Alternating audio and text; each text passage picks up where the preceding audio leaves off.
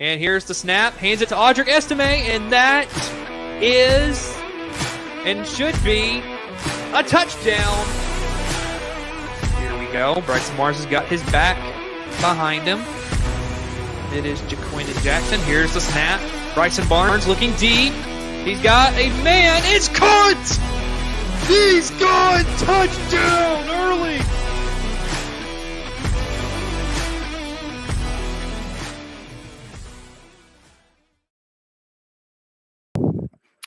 All right, everyone. Welcome. It is that time. It is college football. And it is finally back, everybody, tonight. Or shall I say today. We've got a big game between Florida State and Georgia Tech. I mean, how fitting is it that we have the team that feels like they got left out of the playoff unfairly playing on the first day of the 2024 season? This could be a time where in a basically exclusive college football window, they can come show the world that they deserve to be in the college football playoff, and that right now they want to be considered into that discussion of we are meant to be in the playoff. Now, as you can see in the top left of your screen, we do have a new scoreboard here for Saber Broadcast Network. So, of course, that is something that we are so excited about. Our beautiful new scoreboard. As you can see, now we are able to include team logos. So, very exciting. Of course, it's the Aer Lingus College Football Classic, which is going to be played in Dublin, Ireland here today. So, we are moments away from the start. Of course, some big names to watch out for today. Quarterback DJ Uiagalelei really is a question, like Jack said earlier in college football wraparound, that is, can he play good enough to show that he deserves, that this team is going to be good enough to win it all? We'll see. And then, of course, Roydell Williams transferring, the running back transferring from Alabama. It's going to be big. Lawrence Tuafili, he is an incredible tailback for Florida State. We'll see how he does. And then you look at the Georgia Tech side. Haynes King, the quarterback, is big. Jamal Haynes, of course, also going to be very big today in this game for Georgia Tech. So we will see how they integrate the quarterback run for both teams, because both of these quarterbacks can move around, make some plays when it's needed today. So we are moments away from kickoff.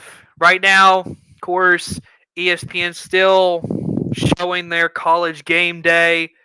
So we are waiting on ESPN to finally get to Dublin inside of Aviva Stadium. So, of course, going to be a lot of fun here. So we are waiting on kickoff. So all but one person on that set picked Florida State to win the game. So very interesting.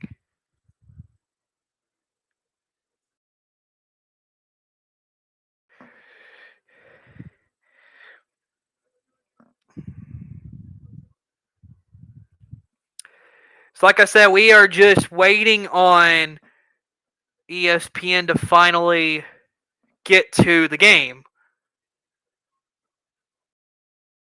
So here we go. We are finally here. All right. For ESPN, it looks like they've got Joe Tessitore and Jesse Palmer doing the game on national broadcast. But you got me right here. So you don't need ESPN, folks. You need me. So, here we go. We are finally back. Florida State running onto the field. Like we said earlier, they feel like they were disrespected. They feel like they were unfairly left out of the college football playoff. They were undefeated and didn't make the college football playoff because of a one-loss Alabama that they felt should have been left out. So, really, if you truthfully play that game about who deserved it more between teams that were undefeated, like if you take record, I mean, you could have an argument Texas should have been left out. But, of course, that won't be ever brought into the conversation. It's all about Alabama making it. So, of course, we will. That's in the past, though, because, old arguments. And now we are here at a new season, so here we go. Of course, coin toss today. Florida State wearing the home red. Georgia Tech in all white. Of course, helmet and shorts for Florida State are the cream. And so here we go. Aviva Stadium.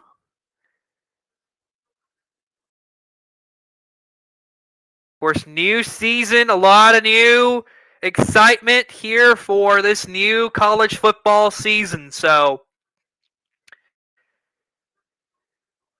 they're doing their coin toss.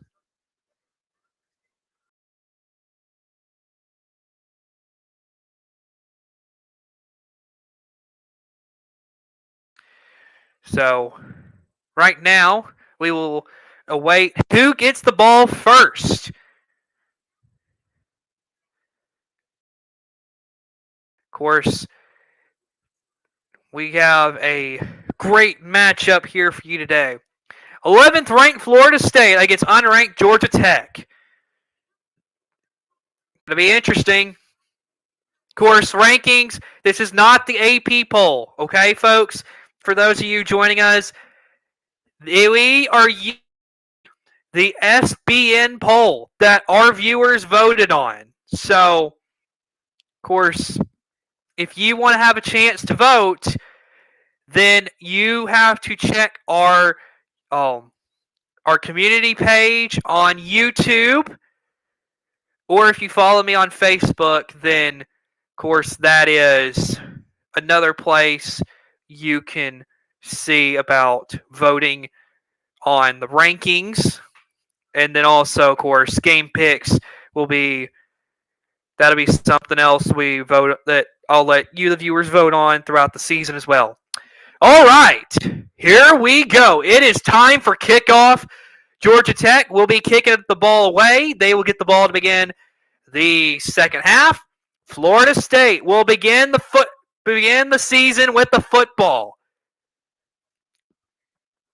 I'm going to just turn the volume up on my TV just slightly, just so that whenever we have penalties, I can give you an accurate account of what is happening. So here we go.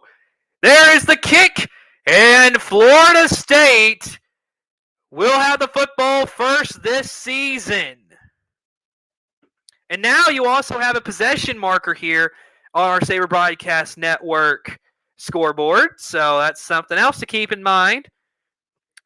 And DJ Uiagalelei for his passing yards from Clemson and Oregon State, 8,319, 57 touchdowns, 1,132 rushing yards, and 21 touchdowns. He transferred here to Florida State in January.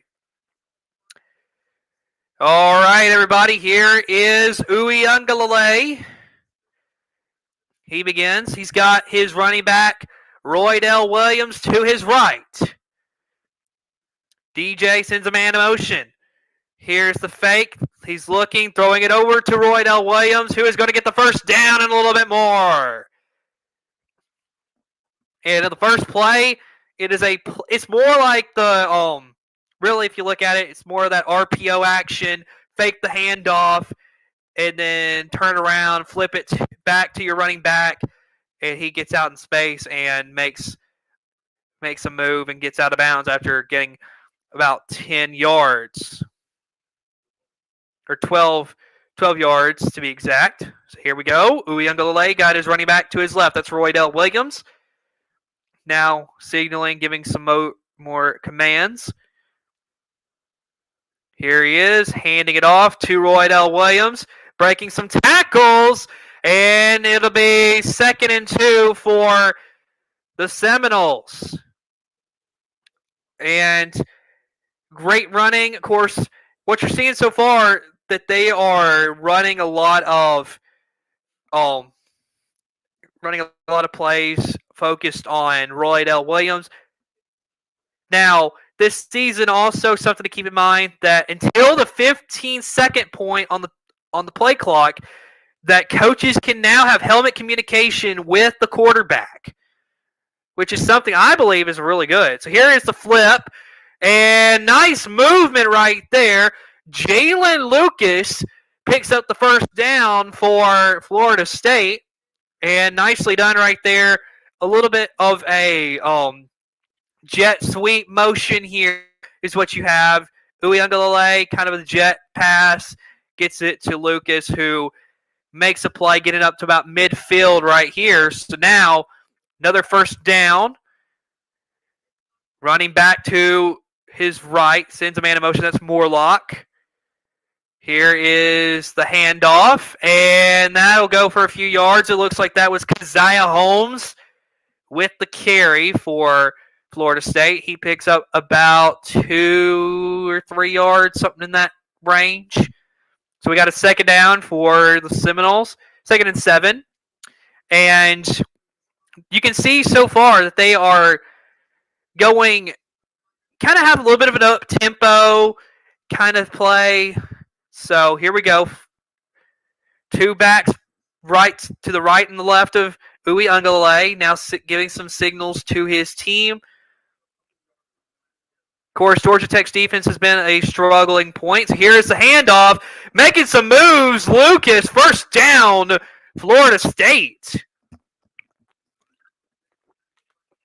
And again, one of the big weaknesses Georgia Tech had last season was their defense, and you can see right now that Florida State is having their way. And here's a handoff to Roydell Williams, making some moves, pushing the pile, and that's going to be close. I believe that's a first down. Of course, they're going to have to look and see. Roydell Williams, as I said before, started his career at Alabama and then transferred to Florida State after Coach Nick Saban retired. So that is very close. I believe it's okay. They're going to give him the first down. So here we go. 2 backs in the backfield with DJ. He's got one to his right, one to the left. He's got 3 men out wide. Of course, taking his time. Here's a snap. Hands it off. And taking it. This one going to the house. Your first touchdown of the season. Florida State has 6. Lawrence Tulafili, 28 yards. And Florida State strikes first in the 2024 season. 7 plays, 75 yards. In a little over 4 minutes, Florida State has the early lead.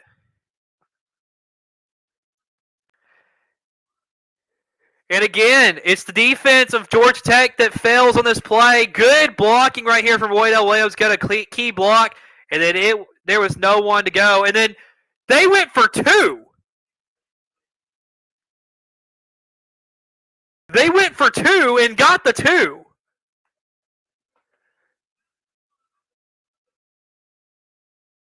And that is... So Florida State early goes for 2, gets it, and it's 8-0. Now, that that's a little confusing why you would go for 2 in this situation. But what happened is the snap goes straight to Courtney, to Brian Courtney, who is a tight end. It runs straight in. Georgia Tech, I don't think, was ready for it. It is 8-0 Florida State. They went for 2. That is, wow. What a risk at the beginning of the game. So for Georgia Tech fans, that's got to be really infuriating that they just went for 2 on you. And there's the kickoff. And we have a return. And getting to about the 20-yard line. And that will be all for Christian Leary, I believe, is the return man. Yes, Christian Leary, the return man. He only gets to the 20-yard line. So now it is Georgia Tech football. Down 8-0 instead of 7. And we have an injury. Cooley is down. Trey Cooley, backup running back for Georgia Tech, is down. So, of course, they went to a commercial break. So, first drive success for Florida State. They get 8 points right there. And so, that is crazy. All right. Let's take a short break, and we'll be right back.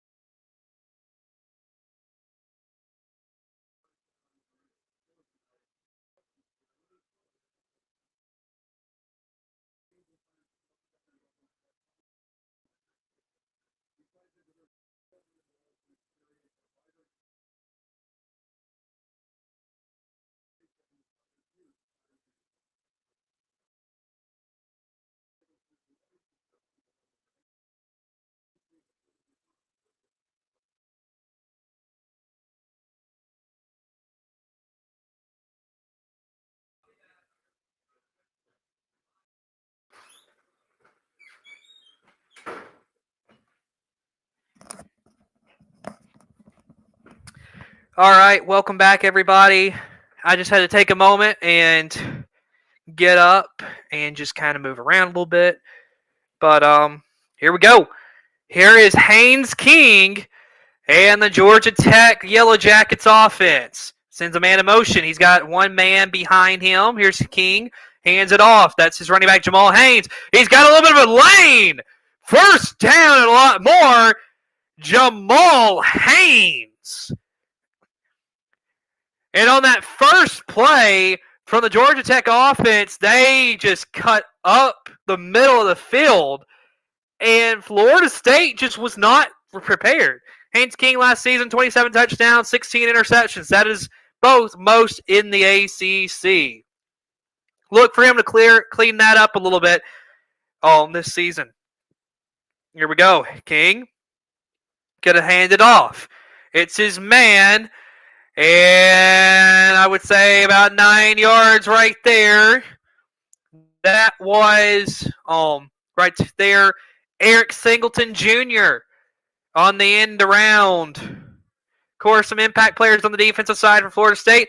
You got to start with Patrick Payton, who is by far one of the best players on that defense, and then Marvin Jones Jr., the transfer from, I believe, Georgia, going to be big for Florida State.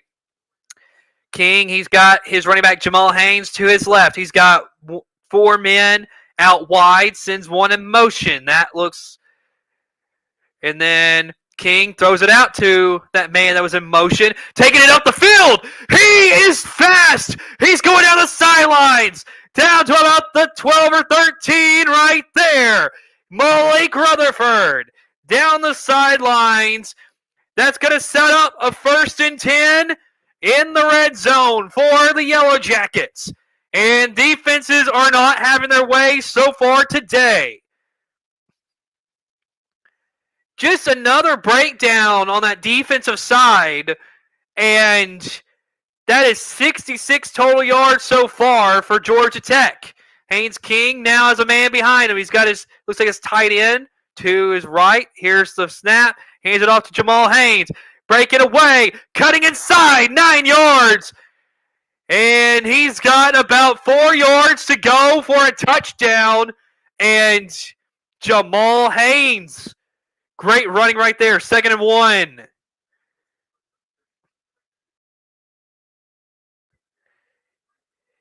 This is, so far, if this is just the indication of how these two teams are going to be this season, it's going to be shootout every single time they play. King got two men in the backfield, sends another in motion. King going to run for himself. He's going to barrel his way, I believe. He gets to about the 1, 1st and goal, and that's about as far as he will go. 1st and goal for Georgia Tech. And now they are going to take Haynes King out of the game. So now in the game at quarterback is their backup, Zach Pyron. He's from Pinson, Alabama. He's a sophomore, 6'3", 208. He's all alone in the backfield. He sends a man in motion. He's going to take off himself. He's going to barrel in. Touchdown! Georgia Tech. And now they are just down 2 points. Touchdown. 6 plays, 79 yards, 3:32 off the clock.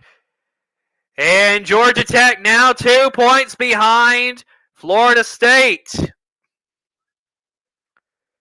Defenses nowhere to be found today.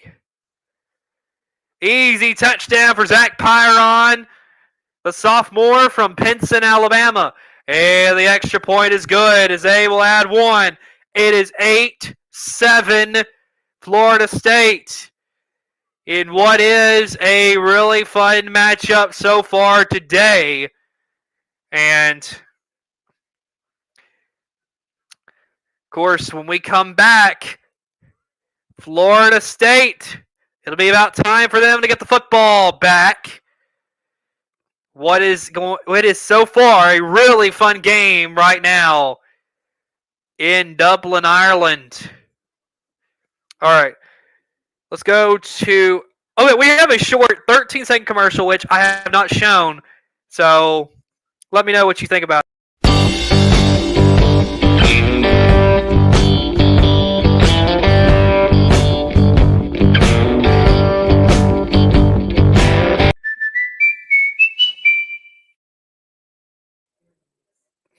So, that is the new 13-second commercial. Let me know what you think about it. That one was just finished here recently. So, of course, real quick, I do want to give a shout out to my really just a friend of the channel who's been on here a bunch and really is a huge part of the channel, Colton Naylor. So huge into the editing portion of our channel, making thumbnails, making some commercial packages, making some appearances. So of course, Colton, that is huge to have. So thank you for that. So now let's go to our other commercial real quick, and we're back.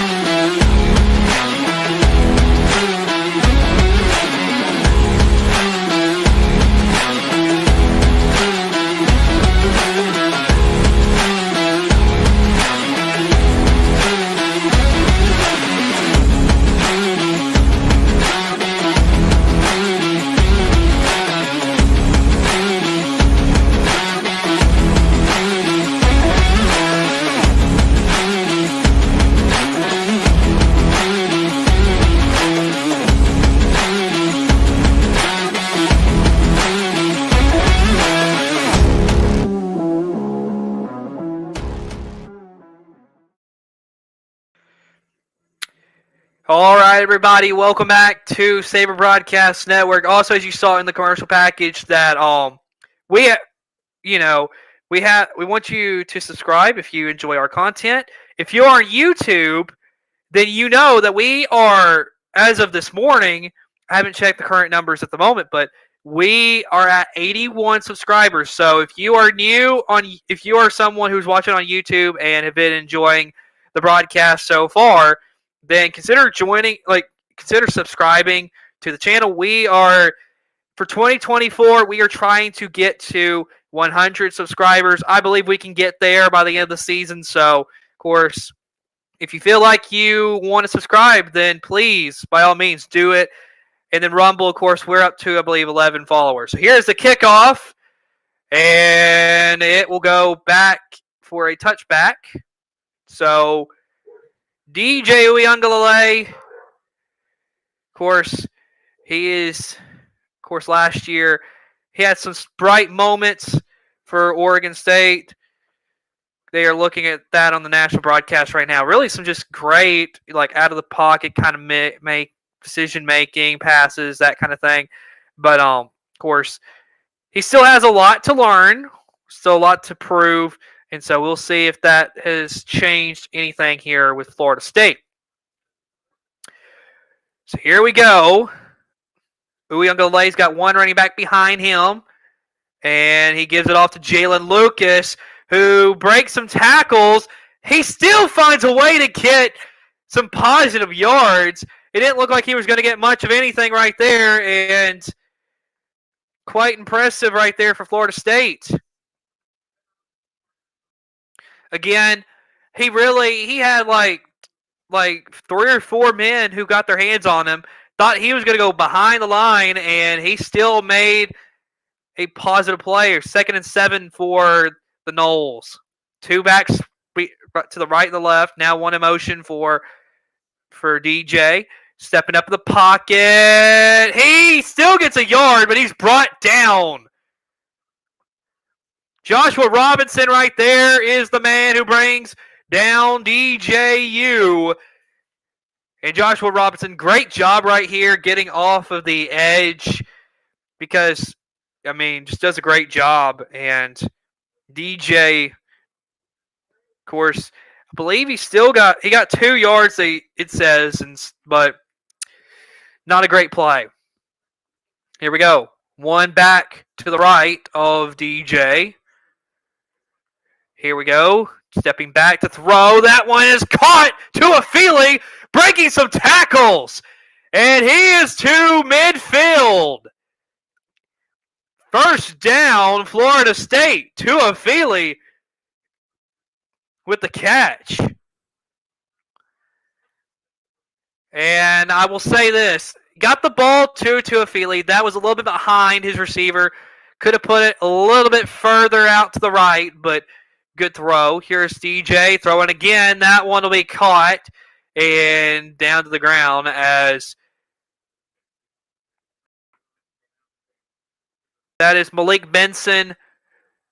No, just like Roydell Williams, transferred from Alabama, 2nd and 6 now for Florida State. Under 5.5 minutes to go in the first quarter. And so DJ so far, he is 4 of 4, 42 yards. He's got one back to his left, being Cam Davis. He will pitch it and getting the edge right there is number 0 right there, Ja'Kai Douglas. First down, Florida State, as they have the 1-point lead. So again, some notable transfers for Florida State. They got DJ U from Oregon State, Roydell Williams from Alabama, Malik Benson from Alabama, Marvin Jones Jr., Georgia, and then Devontae Brown from rival Miami. That's some notable ones. They had about 12 others that transferred in as well. So here we go. DJ U under center, sends a man in motion. DJ looking to throw, going to throw it out to Cam Davis, who dropped it. He dropped the ball. He went to catch it, and he dropped it. 2nd and 10 for Florida State.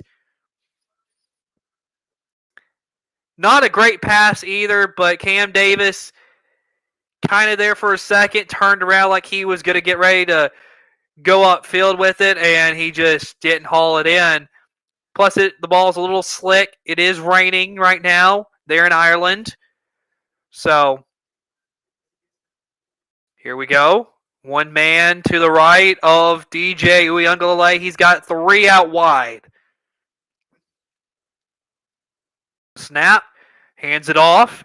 It's Roydell Williams trying to pound and get a couple of yards right there. Going up the middle of the line.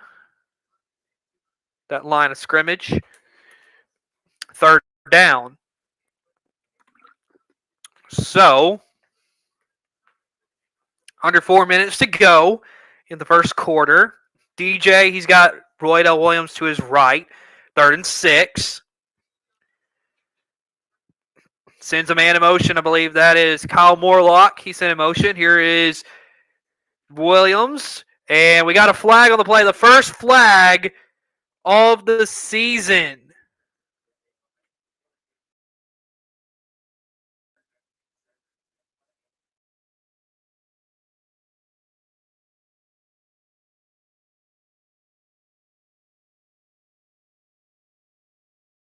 So right now, trying to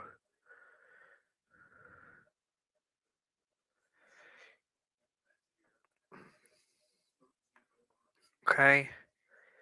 So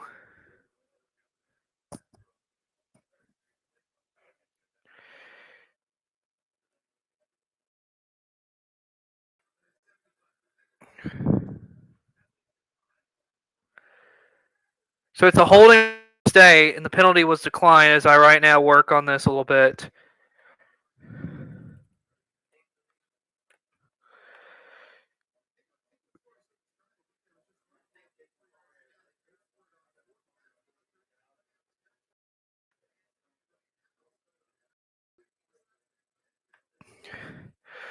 So it's a declined penalty, I believe. All right, so that's one thing we will have to work on is getting a way to figure out how to show you the flag on the play. But 4th and 4 for Florida State.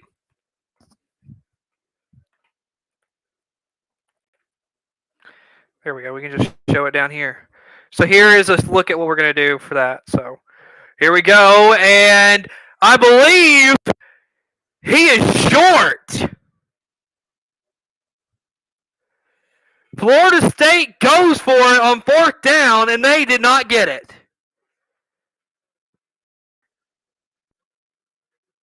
And that is the defensive back, Harvey, who stops Malik Benson short of the line to gain. So now it's going to be Georgia Tech football.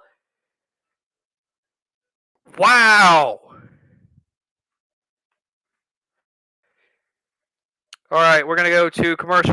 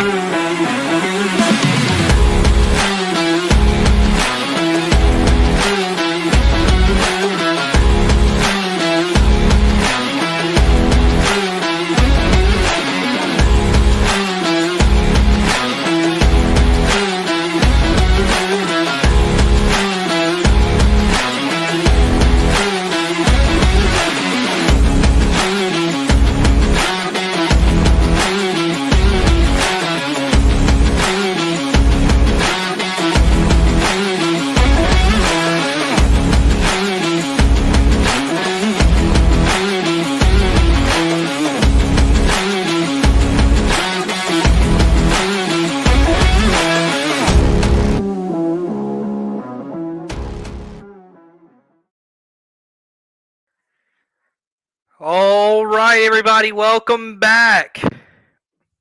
8-7 is the score right now. They are still in a commercial break. As you heard me say, Florida State went for it on 4th and 4. They did not get it. And so now it's going to be Georgia Tech football. Really, that could be a huge moment here today because depending on what happens throughout this football game, that may have just hurt Florida State. Of course, we're going to have to wait and see. But, I mean, I think that's a big moment. Risky to go for it on 4th down, but now you give, pretty good field position if you are Georgia Tech. So, it's going to be interesting to see whether or not that comes back to bite Florida State because so far your defense is able to, at least on that first drive, you didn't do that good. Georgia Tech really bowed up on those last couple of plays, but we're going to see, can Florida State stop Georgia Tech? They're still at commercial break right now. So, of course, if you're watching, please comment. Let us know what you think about the game so far, as we are nearing the end of quarter number 1. I think we got like 2.5 minutes to go in the quarter, something like that. So, of course, we got a lot of football still yet to be played.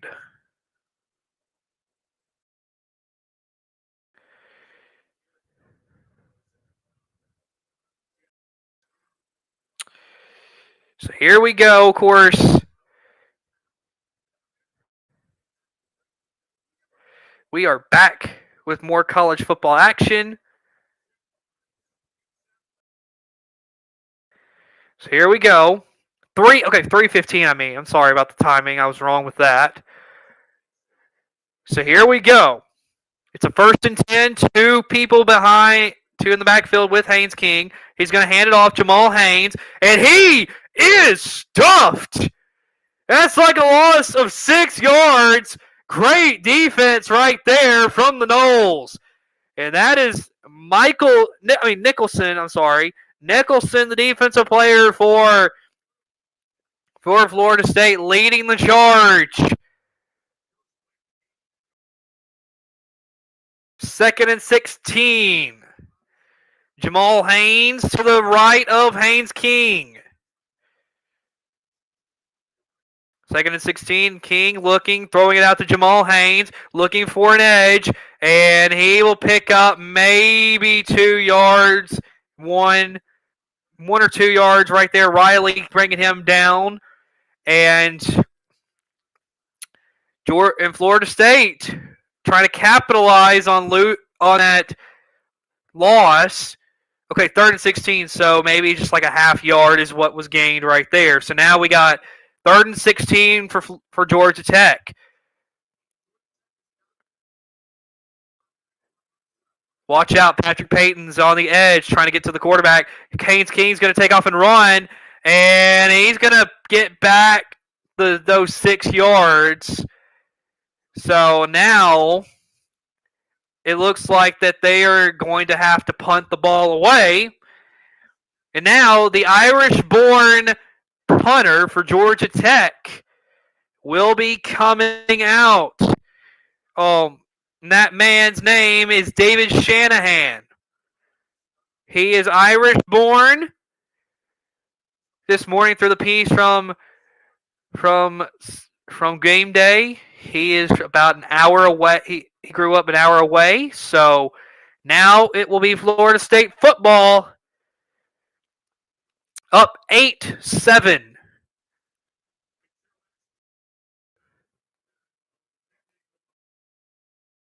So, of course, a lot of good football to be played as they are right now promoting some of the games coming up later tonight. But it's Florida State football right now. Minute 17 to go in the first quarter. Number 11, Florida State against unranked Georgia Tech in Dublin, Ireland. DJU is playing. He is at the quarterback right now. He's got one man behind him. I believe it is Roydell Williams. He fakes the handoff. Now looking, going to throw it. That is to Kyle Morlock. First down, Florida State. And a nice pickup. It's a nice little RPO action, sending Morlock in motion and then flipping it out after getting a little bit of pressure from that Georgia Tech defense. Great job by DJU to assess the situation. Now you got a 1st and 10. Clock ticking under a minute now. Roydell Williams back behind DJ. DJ is under center. Now sends a man to motion. Takes the snap. Hands it off. And Roydell Williams brought down behind the line. And that is Butler bringing him down. He blew through the middle of that offensive line, and he got to Roydell Williams. That is a loss of a few yards right there. 2nd and 13 as Florida State does not have to run another play. And it looks like they will elect not to, as that is the end of the first quarter. 8-7 is your score. And we got a good one, everybody. Florida State, Georgia Tech.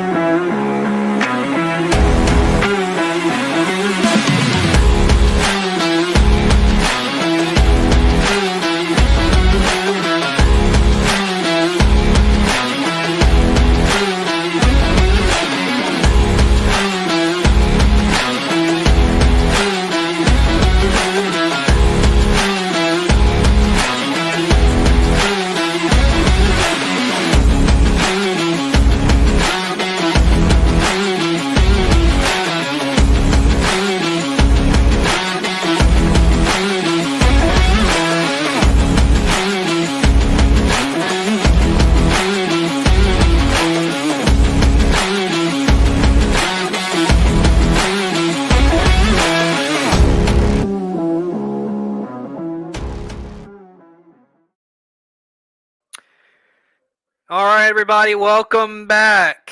8-7 as second quarter has not began yet, but it will be coming. No one's taking a timeout thus yet in this game. And what a matchup so far. Pretty evenly matched, if I have to say so myself. Both teams playing at a very high level. And so, really, takeaways. Defenses, those first drives, you could see a little bit of nervousness. The offenses just went down easily and made a bunch of good plays. Then you saw on the next couple of drives that the defenses started to bow up a little bit, and now you're some tackles behind the line of scrimmage. Just a lot of really good defensive play near the end of the first quarter. So there for a moment, if you remember me saying, I thought this was going to be a shootout, that we were going to see it become like, I mean, the final score could have been like, which, I mean, it still could be like a 56-49 type of game, but we'll have to wait and see what happens. As Florida State still has the football, let's take another short commercial. Like, this is a 13-second commercial break, so enjoy.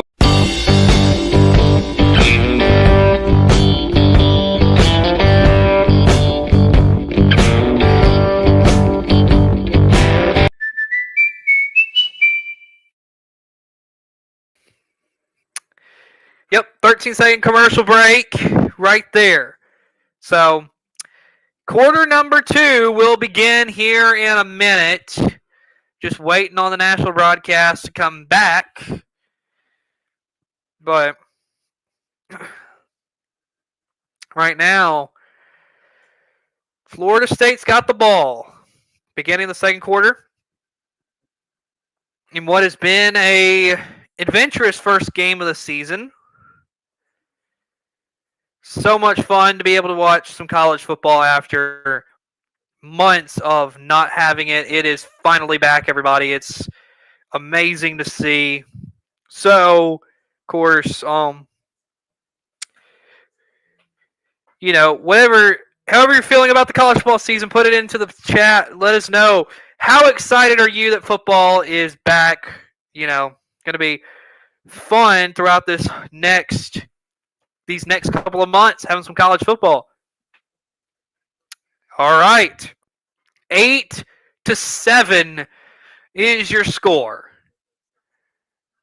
And so,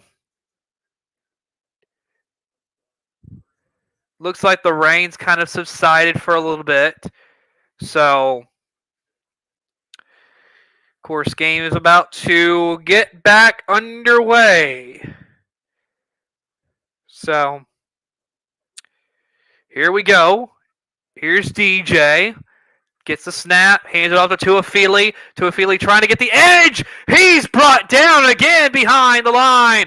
It was 2nd and 13, and Georgia Tech's defense said, no way are you getting anything positive right here. 3rd and 15 now, and we're going to see what Florida State brings on this very long 3rd down. So, speaking of that, Florida State, I think this is going to have to be I feel like they're probably going to throw some medium level pass is what I'm going to predict here for Florida State. Maybe like a little 7-yard slant route. Here we go. DJ's brought down behind the line of scrimmage, and we got a flag. And like I said earlier, here is your flag warning way down here at the bottom.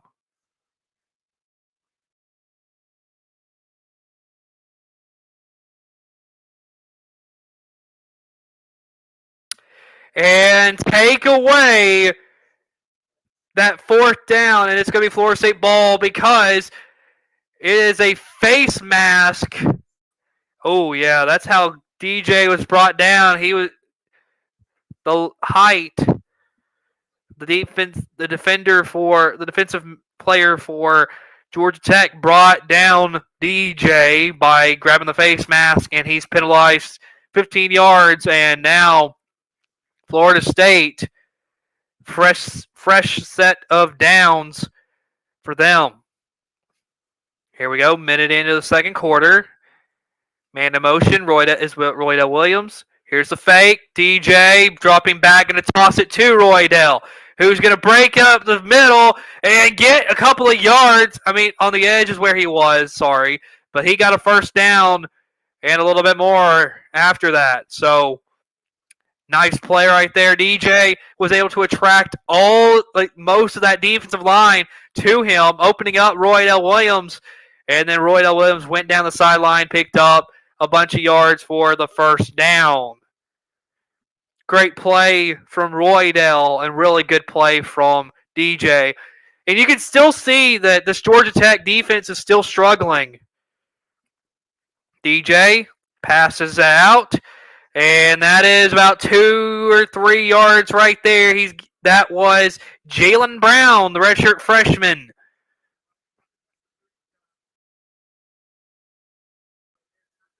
Of course, the defensive coordinator for Georgia Tech, Tyler Santucci, defensive coordinator and linebackers coach, trying to work as hard as he can to get this defense to be the best they can. A little bit of a rough start. Here we go, 2nd and 8. DJ got one running back behind him. That looks like to be Roydell Williams. Here is DJ, hands it off. It's Keziah Holmes, He gets a few yards, and it'll be 3rd down, about 2 or 3 to go to pick up that first down. Of course, Brent Key, second full season as Georgia Tech head coach. He was the interim head coach for final 8 games of the 2022 season.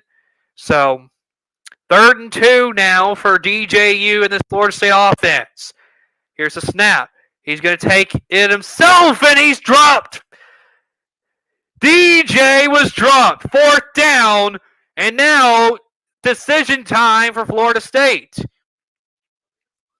Because it looks like you're in that zone that you can either take a field goal, you could punt it, or you could go for it again. But after last time going for it, do you really want to go for it again?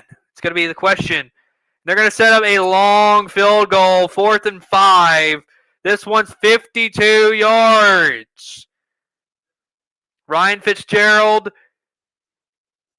one of the best kickers in college football. Here's the kick. That one's up. And it is good. Florida State tacks on 3 more. It is 11-7.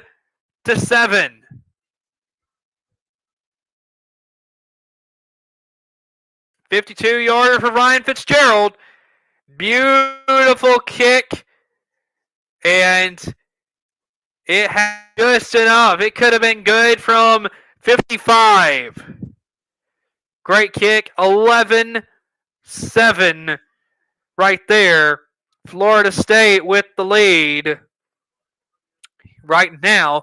Only 4 points, though, so Georgia Tech still in this game. This is a very close one, everybody.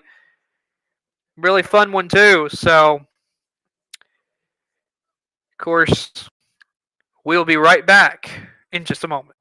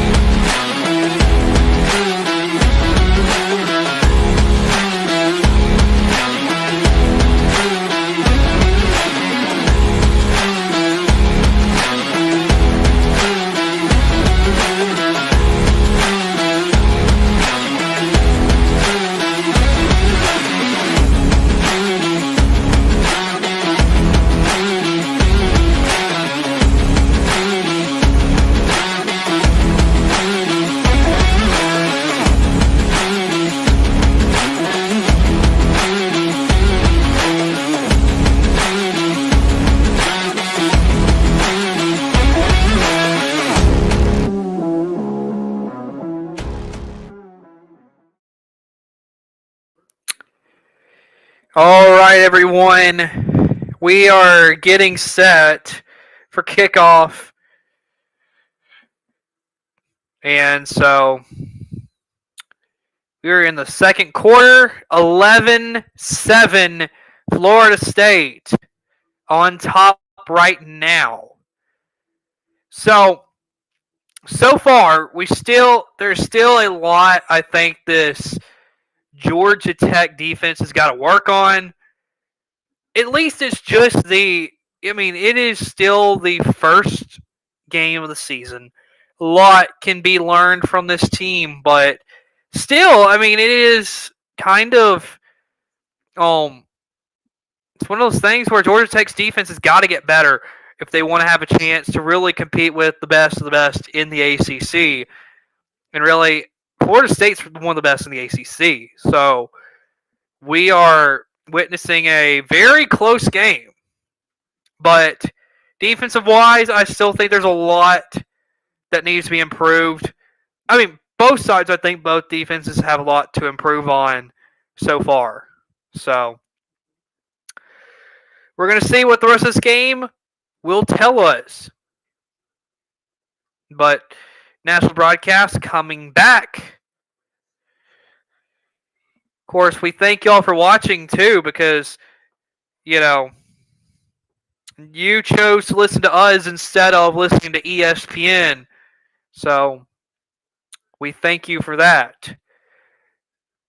So Haynes King, of course, they're showing some highlights of him. He is very good at decision making, whether he wants to run or throw the ball. Got a very good arm. This guy, he probably would still be at Texas A&M had he not got hurt a couple of years ago and then had to sit out the rest of the season. I mean, this guy was the starter, and then, of course, he got hurt, realized that he was not going to be the starter for very long, so he transferred out, and now he's the starter here at Georgia Tech. But here we go. Here is the kick, and that'll be a touchback as Georgia Tech will begin at the 25.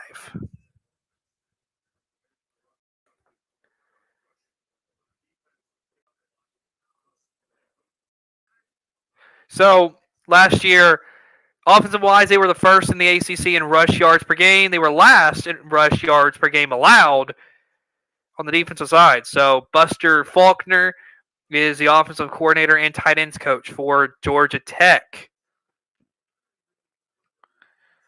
So here we go. Here is the snap. Haynes King dropping around, throwing. That one's incomplete. A little bit behind his receiver. He was looking for number 2, Eric Singleton Jr. is who he was looking for. 2nd and 10 here for Georgia Tech. Georgia Tech has got one of the toughest schedules right now, according to ESPN's poll right here. They have the 4th toughest schedule, just behind Florida, USC, and Northwestern. Here we go. Here's a snap. Georgia Tech. There's the run for Jamal Haynes. He will get about 4 or 5 right there. It's going to be a 3rd down for the Yellow Jackets. Haynes King trying to get his play call from his coach. 10.5 minutes to go. 3rd and 5 for Georgia Tech. Just got to get 5 yards here if you were Georgia Tech. Just keep moving the ball down the field. Here's King. Looking, throwing, caught! Got a man! And that is 1st down and quite a bit more for Chase Lane. First time calling his name out today. Great play right there. And another 1st down for Georgia Tech as we are got 10 minutes till halftime.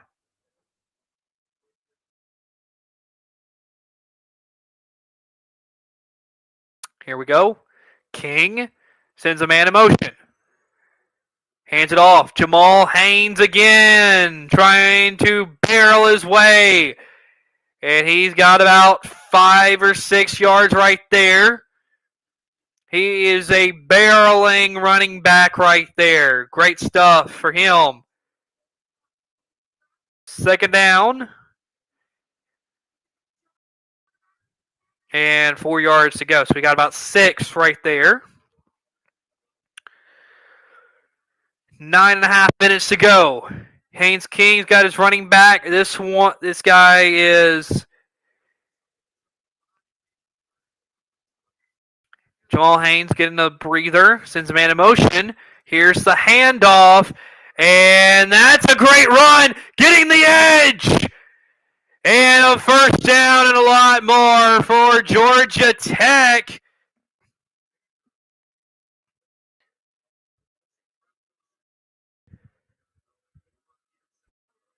And a great run. And that is Alexander, who they just said was more of a practice squad guy, getting a carry. He's still in the game right behind Haynes King. Here's King faking the handoff, looking to throw. Deep pass, looking end zone, and a little bit too far for Eric Singleton Jr. He nearly had him a touchdown. 2nd and 10 for the Jackets. Just an overthrow right there by Haynes King, and he had his man wide open.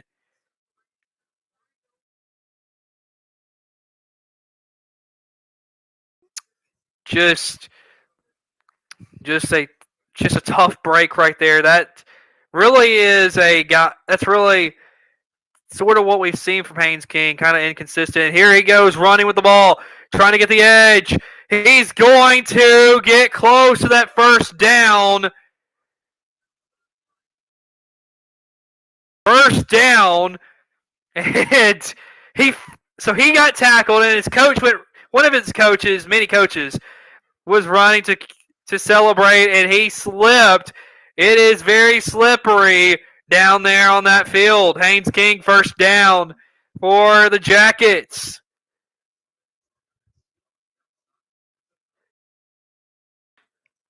So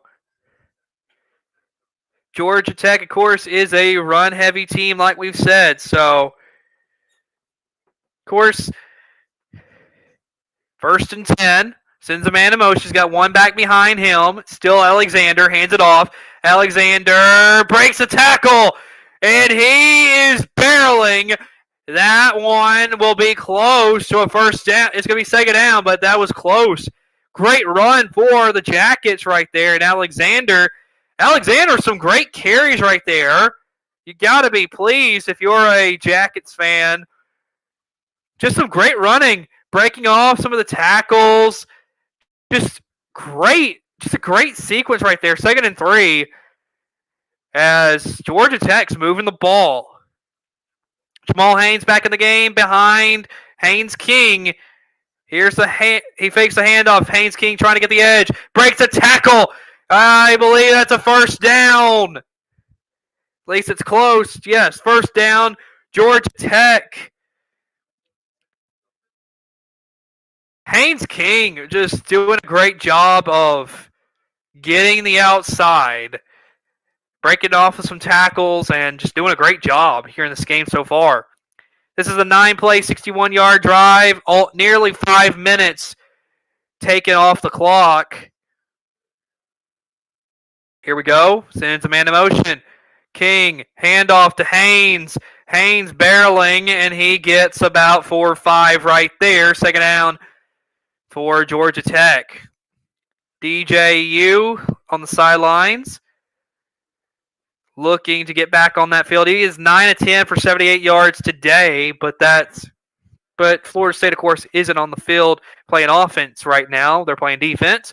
So 2nd and 6, 4-yard carry right there for Jamal Haynes. 10-play, 65-yard drive, 5.5 minute clock. Haynes King sends a man in motion, takes a snap. He's going to take off it with himself. Haynes King, he's got a first down, and he will have 1st and goal for the Jackets as they are looking to score a touchdown. This Florida State defense looks a little tired. Georgia Tech grinding it out a little bit. This defense has been on the field for 6 minutes. They want a break. And whether it's a field goal or it's a touchdown, they are about to get one here soon. Or if it's a turnover. So, Haynes King. King sends another man in motion. Here's the handoff, and about a yard is all that will be given. I believe it's Alexander who took that carry. So, 2nd and goal for Georgia Tech.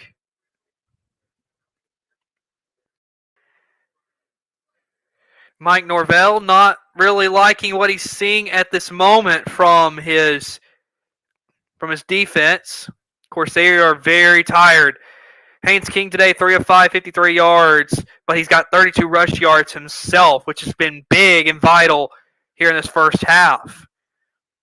Haynes King got one back behind him, sends a man in motion. King fakes the handoff, going to take it himself. I think he got a yard, but nothing more. That defense continues to stand. 3rd and goal right there. 1 yard to go. And he nearly lost the ball right there. Lucky to keep a hold of it. So 3rd and goal, 13-play drive, 7.5 minutes taken off the clock. We are getting close to halftime. And can Florida State hold? That's the question that we are waiting to see. Haynes King, one man behind him.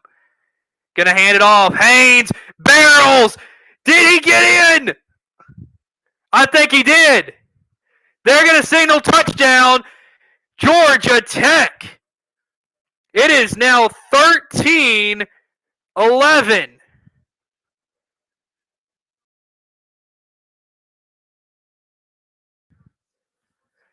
Nearly 8-minute drive, and Jamal Haynes punches it in for the score. 13-11 as they now have the lead in this game.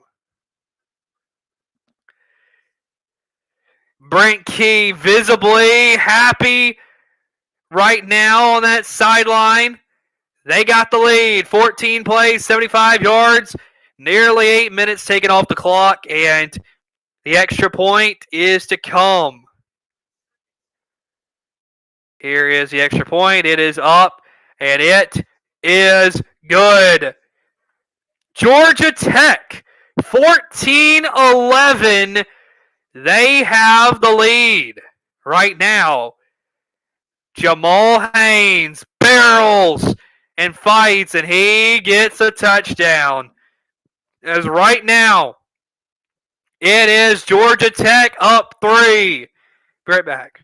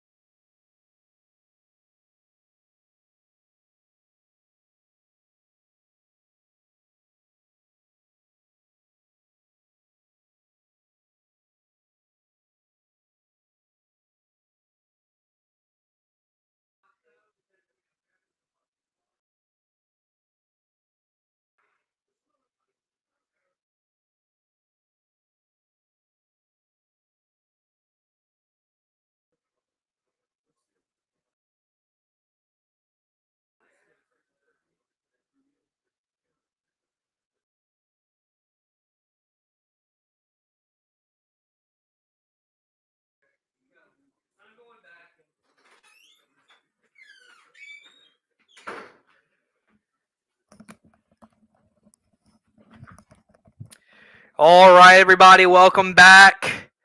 College football here on Saber Broadcast Network. It is the Aer Lingus College Football Classic from Dublin, Ireland. Florida State and Georgia Tech going at it. Of course, at halftime, we'll give you some commentary to what we're seeing here in the game so far. While also, we're gonna go get, of course, our college football wraparound show last um from last Saturday. We are going to play some of that. So here is the kickoff, and that is going to be a touchback right there. So, Florida State football.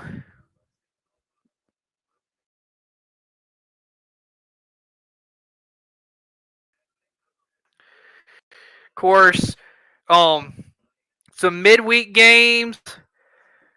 Going to be some good midweek games. Of course, next Saturday is going to be really good. So you do not want to miss anything. Of course, Saber Broadcast Network. You don't want to miss us either because we got some great stuff. So here we go. It is Florida State on the football field playing offense down by 3.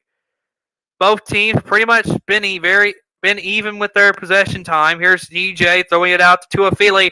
Tuafili gets a few yards and runs out of bounds while taking one of the coaches on the other side with him. So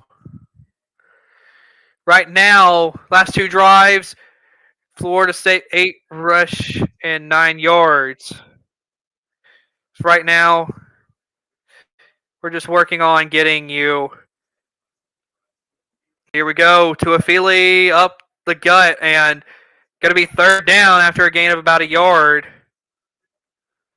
So 2.5 minutes to go. Georgia Tech's defense has not been out there very much in the last few minutes. Of course, Georgia Tech had like an 8-minute drive. So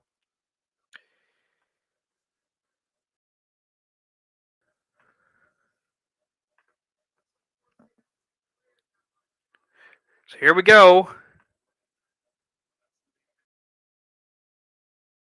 Here we go. DJ takes a snap. Looking. He's going to escape the pocket, run, and I believe he got the first down. He got the first down, and just a great way to pick up that first down.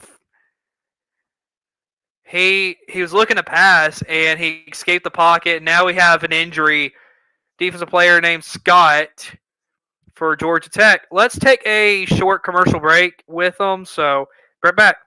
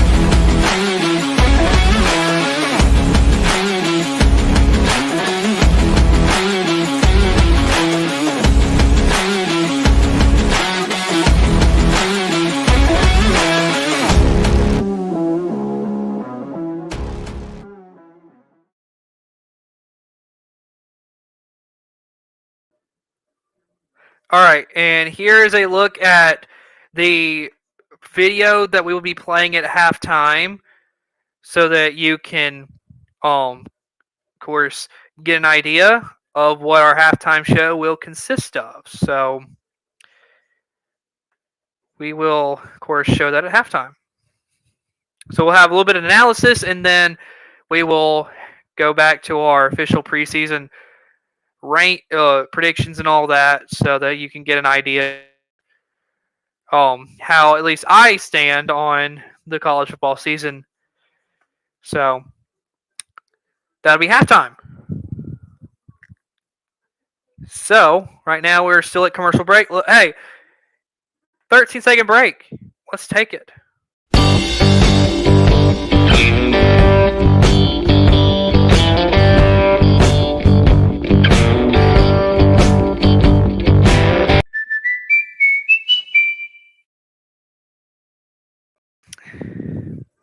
Again, my editor Colton Naylor, he wanted to throw in a little bit of a little fun with that little 13-second commercial.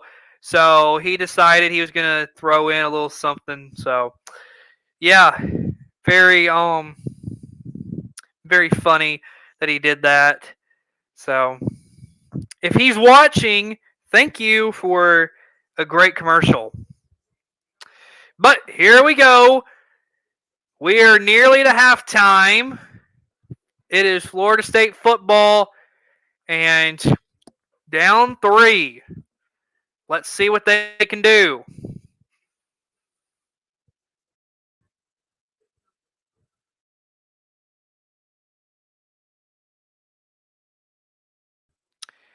So here we go. DJ Uiagalelei. He's got his running back Roy Dell Williams to his right. And so, 1st and 10, 1:56 to go. Here we go. Here is the snap. Uiagalelei. He will throw it, and that will be caught for about 8 yards. Also, something to keep in mind, not only was the player injured, but that was also part of the new 2-minute timeout. It's not a 2-minute warning, according to the refs, but basically same concept as you see in the NFL. So it's a free timeout, basically, for all these teams.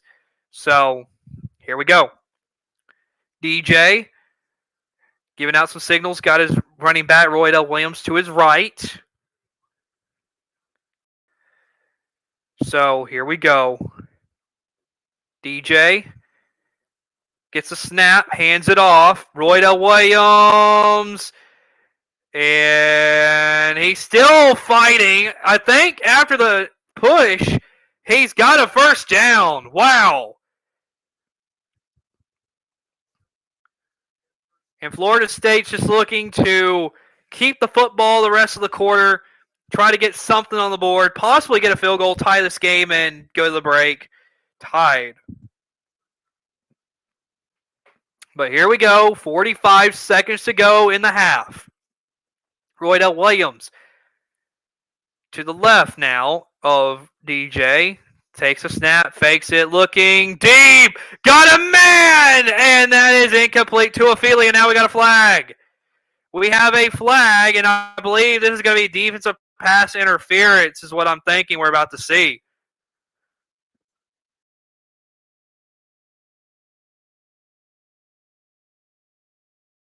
It is defensive pass interference, just like I said.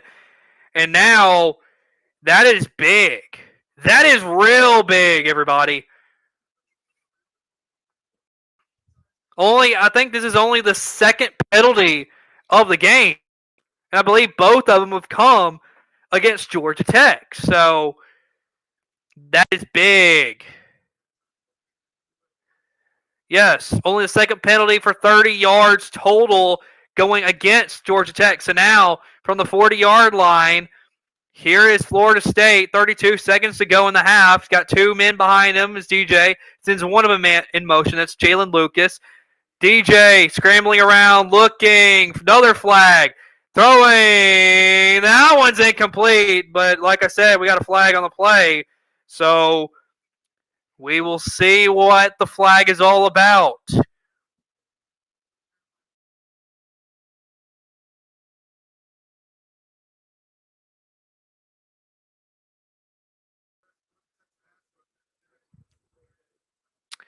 So,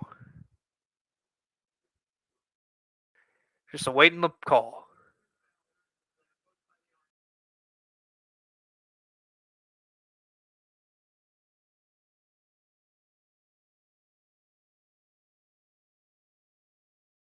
So we have 2 holding penalties, 1 declined, 1 accepted. And they're both against the offense. So The holding against number 63, which is Oh, and I never changed possession. I'm sorry about that. Wait, no, I did. I'm sorry. Getting a little confused here, but number 63 on the offensive line is Jeremiah Byers. That one declined. The one against Darius Washington accepted. Here's the throw out to his receiver. That one's Jalen Brown, and he picks up a few yards. 15 seconds to go. Second down. And Mike Norvell. It looks like Florida State has taken its first timeout of the game, trying to set up an opportunity for a field goal.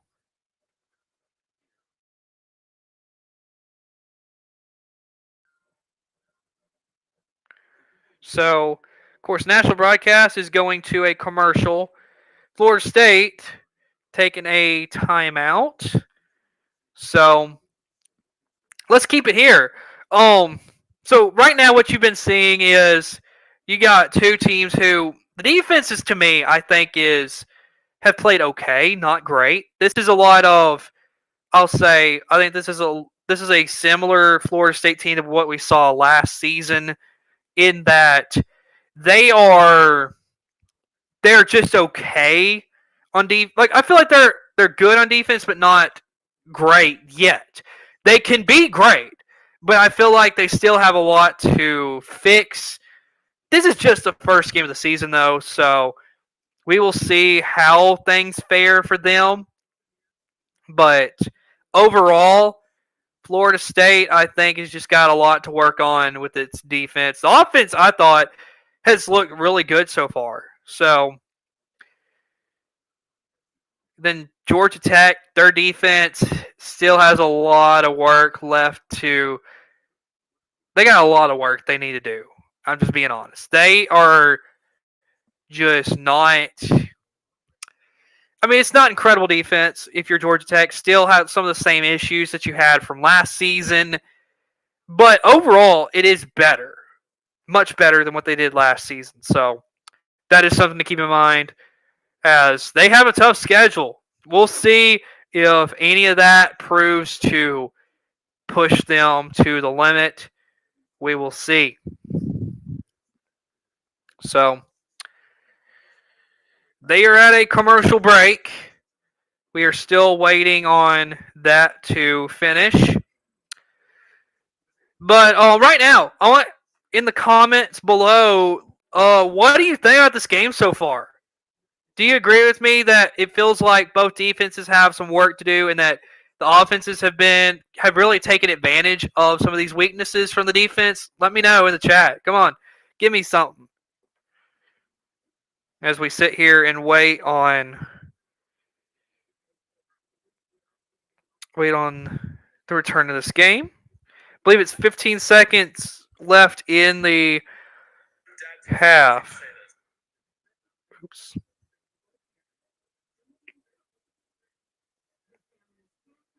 I didn't realize I had my volume all the way up on my phone. So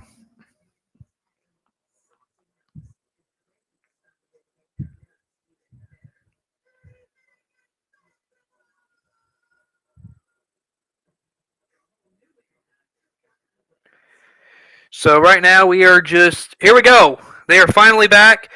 Ryan Fitzgerald.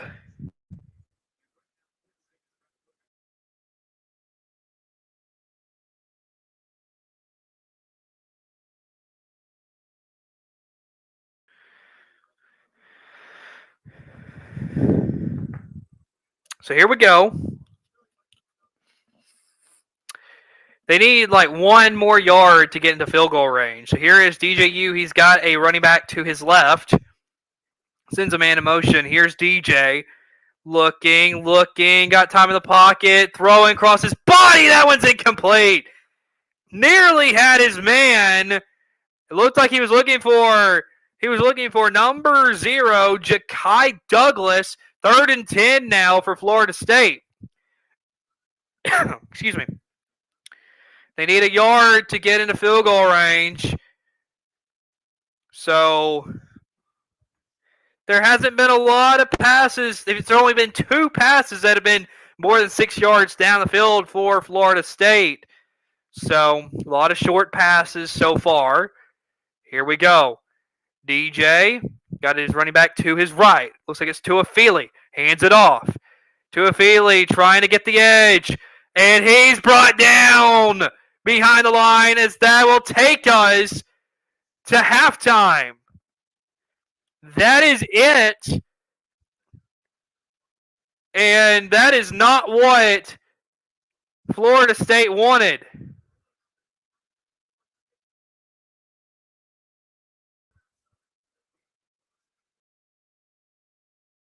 Or wait, Florida State took a timeout. So this is going to be a long field goal. So 1 second left. I thought the clock ran out, but apparently they got a timeout right in time.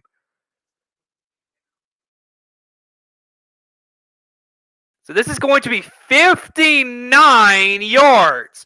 On a 4th and 11, you have a 59-yard kick coming for Ryan Fitzgerald.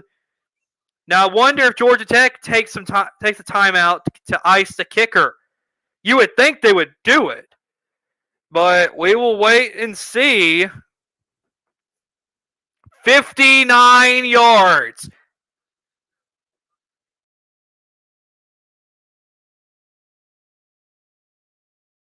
So Georgia Tech takes a timeout, like I said, trying to ice the kicker. So 59 yards. Ryan Fitzgerald hit a 52-yarder earlier in the game. And 59 yards, though, is quite a bit longer than 52. So this is going to be a very interesting kick here. And see if he can knock this one in.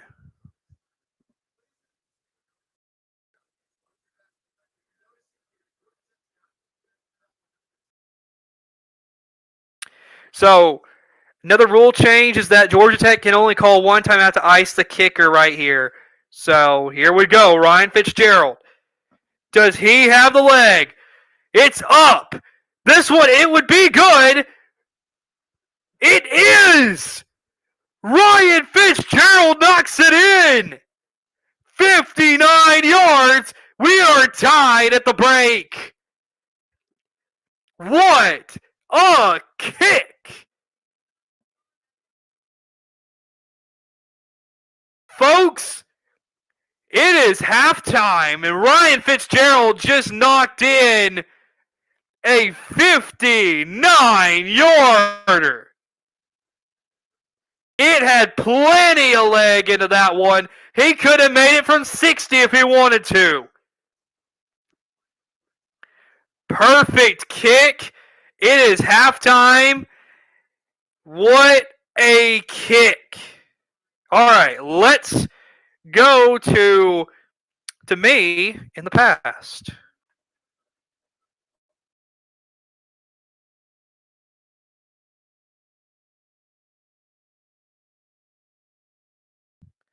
Without a doubt, folks, it is time to reveal the college football playoff field, in my opinion.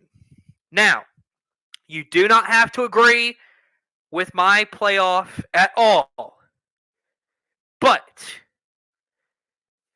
you're going to see that you may not come out with the same thing that I come out with, but here is my playoff right here. All right, let's start out with this bracket. Now, this is how the bracket is going to look. I'm going to go to full screen so that you can get a good look at this. So, first of all, we start out with the top left of the bracket. You have Oklahoma against Notre Dame. Now, you can see, first off, let me go ahead and mention that when you look at the SEC, you've got 1, 2, 3, 4, 5. That's 5 SEC schools I have going to the college football playoff. It's a 12-team bracket, and 5 of the teams are from the SEC. That's just how it is, okay? Now, Georgia is number 1, Oregon 2, Florida State 3, Kansas 4, with the way it's all going to shake out, in my opinion. So, if you look at the top left, I got Oklahoma beating Notre Dame. Oklahoma is just overwhelmingly the better team over Notre Dame, in my opinion. Notre Dame is a team that will be in the playoff. They'll get to the first round, and they're not going to do anything after that because they're going to have to go on the road, and they're not beating Oklahoma in the playoff. You go to the bottom left, you got Texas against Liberty, and I mean, I got to be honest. Yes, I guess it's fair to give a Group of 5 school a chance, but Liberty going to Texas, that's just not fair at all. Texas is going to steamroll them. They're in Austin. I mean, Texas will steamroll Liberty. And then you look at the top right, you got Ohio State and Missouri. I mean, Ohio State's going to win that game. Missouri definitely, I think, is a team that is going to be an incredible team. I mean, Luther Burden is incredible. You got Brady Cook as the quarterback. So, I mean, that quarterback wide receiver duo is just hard to stop. But Ohio State's going to get the win. And then you look at the bottom right, you got Alabama against Penn State, which could be actually the best game in that first round. Alabama, I think, gets the win. I think Kalen DeBoer is going to do a great job for the Tide. Then you look at the quarterfinal round. You got Georgia against Oklahoma. You got Kansas against Texas. You have Ohio State and Florida State. And then you have Oregon and Alabama. Now, where do I think these – first off, let me say where I think these matchups are going to be held, okay? Oregon and Alabama, I think, is the Rose Bowl. I think Oregon being the Big Ten school, they are going to want to go to the Rose Bowl, okay? Then you look at Oklahoma and Georgia is going to be at the Peach Bowl. I think Florida State's going to be playing. Oh, what is it? I believe they're going to be at the Sugar Bowl, and then Kansas and Texas will be at the Fiesta Bowl. That's how I predict it. Of course, you start with the top left, Oklahoma and Georgia. I just think Georgia is just too much for Oklahoma, okay? So Georgia will beat Oklahoma in Atlanta. And then you look at Kansas and Texas. I mean, Texas is just going to be an incredible team. Kansas, I don't see them having a chance because and it's not SEC bias or anything like that. But when you come from the SEC, you're playing much tougher competition, and I just don't see Kansas beating Texas, okay? Then you look at Ohio State and Florida State. Again, Big Ten team against ACC. I just see Ohio State beating Florida State. I don't see Florida State. For one, I think their schedule's too weak. But then two, I just see Ohio State just being the better team. Ohio State, and then I got Alabama beating Oregon. Alabama, I think, is just too much for Oregon. And then, so you look at the semifinal round.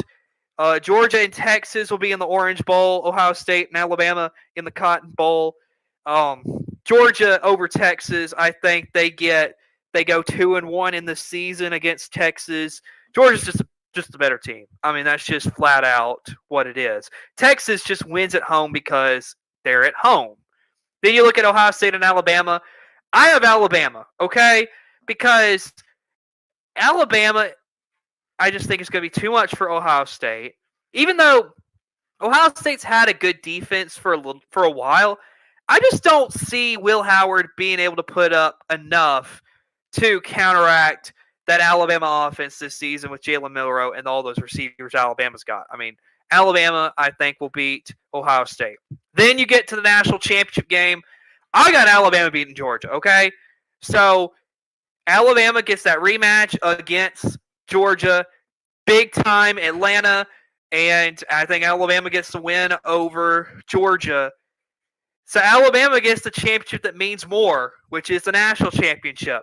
So Kalen DeBoer, first year, I think he gets the national championship with Alabama. He had a chance last year with Washington to beat Michigan, came up short. This year with Alabama, I think he gets the championship. I think Jalen Milroe is going to be incredible this season, and so that is my playoff field right there. So I'm going to go. Let's go to the comments right quick. What do y'all think about this playoff? Do you disagree with me? Do you agree? How do you feel on this? Because this is my playoff bracket. It's going like based off of the way I got the teams ranked. So this is just how I have it set up. Now, in the past, what you would have done is whichever team you have at number one would have definitely be the team that won the championship. Now, with this way the bracket is set up, not necessarily. Okay? That's the one thing I do want to stress to you. The way that this bracket is set up, you don't have to choose the number one team every single year to win the championship. Alabama, I got them at 7. The only reason why is because, 5 and 6 are teams that played in the conference championship game that came close to winning their conference, okay? Alabama's the best team that does not go to their conference championship game. I think that's fair for everybody to agree on, okay? Now, let's go to the comments. 7.5 out of 10 bracket. And then Colton Naylor also says pretty good. And then Chris Naylor says Missouri, Kansas, neither be in the playoff. I mean, I disagree. I mean, Kansas, in my opinion, they're going to win the conference, so they're in. That's just my opinion. So, of course, that is my predictions. But first, before we go, I've got 2 things. Well, really one thing, and then, you got your outro. But I've already said this, but I wanted to go ahead and tell you again. Next Saturday, folks, get ready. Florida State and Georgia Tech at 11 a.m. following wraparound, which is going to be awesome to be back broadcasting college football. I mean, we're here, folks.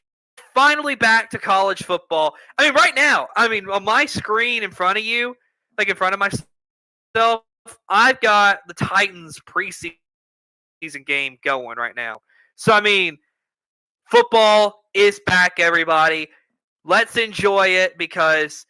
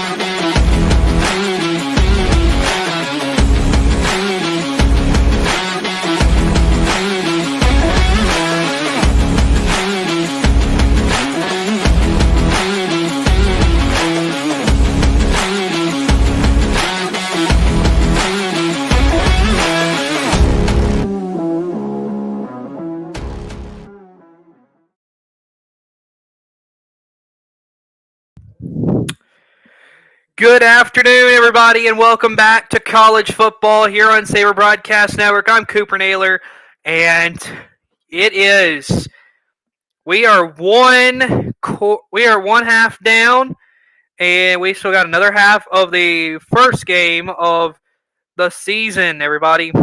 It has been just a great matchup here today as we are fixing to head into the third quarter. Of course, Georgia Tech's going to get the ball to begin the half. We're going to reset timeouts. There we go. All right. So, again, here's just my assessment so far of what we've seen. First off, offenses, I've really liked what I've seen from both Georgia Tech and Florida State. Now, Haynes King for Georgia Tech, I think he did miss a couple of throws that he probably wish he could have had, especially that one. I mean, he would have had touchdown on. So I think he missed a couple of golden opportunities with, in the passing game. And then for DJ, I like the short passes, but at some point you're going to have to prove to us you can throw the ball down the field. So, and he's like 50%. He's like one of two for with passes that are more than 6 yards down the field. So I mean, there's going to have to be you're going to have to throw the ball down the field a little bit more than what you do. So you got to be better in that category. So overall, run game though, I've loved both teams. They are they're really good at running the football. This is going to be a fun matchup here in the second half. We're tied at 14, and it is incredible. So, of course, we got a lot of football left to be played. So, also Wednesday night during college football wraparound, that we will be announcing our next set of games for next week, what we're doing, and you heard me right, games. So it's not just one game. We're going to be doing multiple. So that is something to keep in mind. But for right now, let's take another short commercial break, and then we will be back.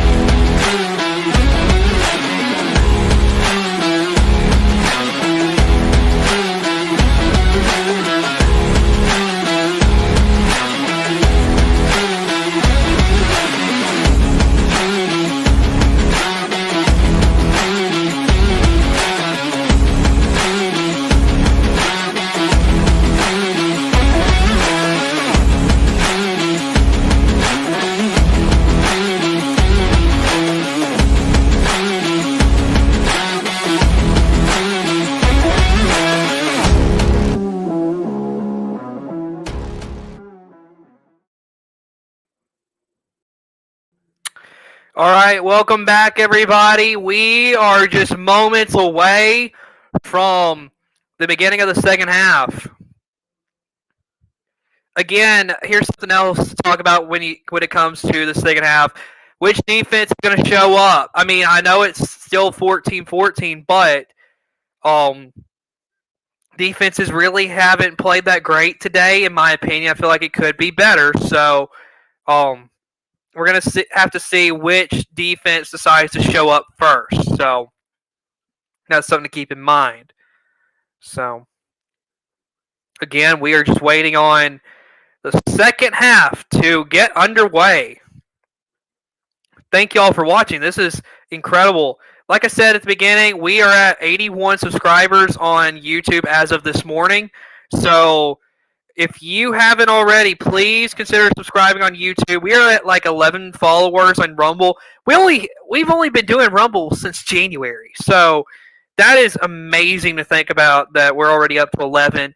So, of course, if you're watching on Rumble, please consider following us there. And, of course, if you're on Rumble right now and if you want to be able to vote, what you can do is go to YouTube and go to our channel and go to the community page, community post, and you can vote on the games that we will be letting you pick, and then also you can vote for the rankings so that you get an opportunity to let your voice be heard as far as it comes to college football and the rankings and the game picks. So we still got a couple more minutes until kickoff of the second half. So let's take a 13-second break and come back.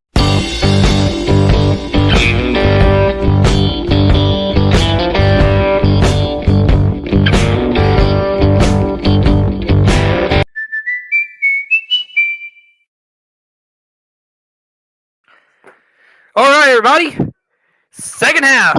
So, what do I suspect that we can see in the second half? Well, first off, I believe that both of these teams are playing incredibly well. I feel like we're going to see maybe some adjustments on that defensive side. But I will say I think the better defense today has been Florida State overall. But I mean, that's not to say that neither one of these teams could really, make a run on offense. So, really, what I would say to watch out for is just that offense from. Really, I want to see Florida State open it up a little bit. I think that's what I'm trying to say is that I want to see Florida State open it up, more passes over 6 yards, trying to open up the field because I feel like that at the end of the day, when it comes to the best of the best that Florida State's going to play, they're going to have to open up the field because you can't just throw short little dunk passes and expect to be able to beat some of these best teams in the conference. So they're going to have to, and especially also considering the fact that they play Florida at the end of the season, I feel like you can't just, rely on short little, 1 yard passes to be able to beat Florida. So they got to open up the field a little bit. we got to see a little bit more from him on that front. But overall, I think that this is so far been a pretty good game for him. Georgia Tech also, I want to see the passing game kind of open up a little bit. Both teams really have not thrown the ball far down the field at all. So I think that's the main thing is I want to see some passes, maybe like 10 yards down the field. Something just to kind of get these players just open up the field. I just feel like that's going to be huge for these teams. So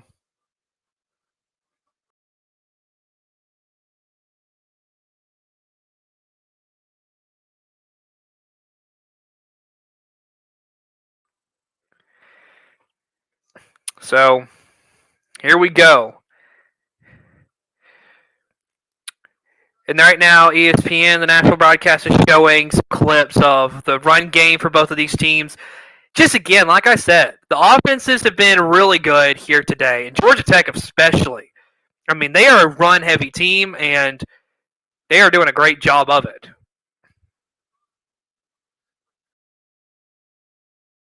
So, here we go.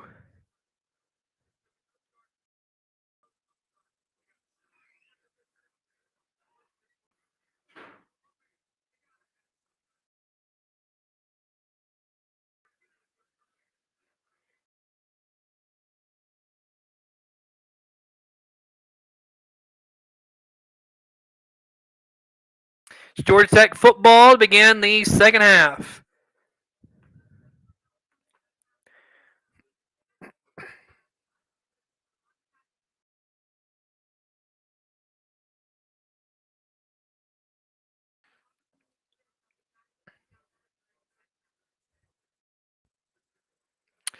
So here we go. Georgia Tech opens up with the football. We're going to see what they can do. Again, I think they just got to open the field up a little bit. They got to get a couple of passes down the field a little bit so that it opens up the field even more for some short passes and the run game to be even more effective.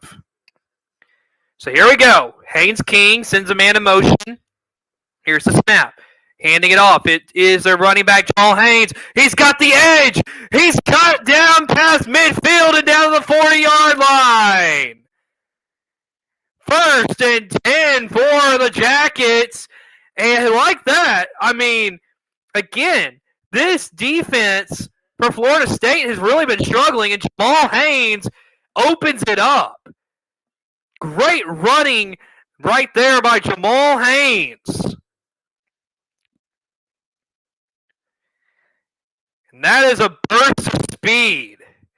Eight carries, 69 yards. Here is Haynes King taking it himself, getting about 4 or 5 yards right there. Going to be second down for the Jackets. 2nd and 6. So Jamal Haynes having himself a pretty good day.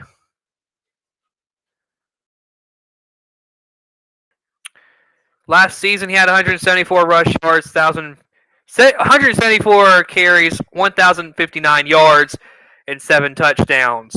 So you can clearly see that they are trying to get him even more involved this season. So here's Haynes King taking it himself, and he will get a yard. That's it. So it's going to be 3rd down, about 5 to go. He's asking for a face mask, but definitely not going to get it.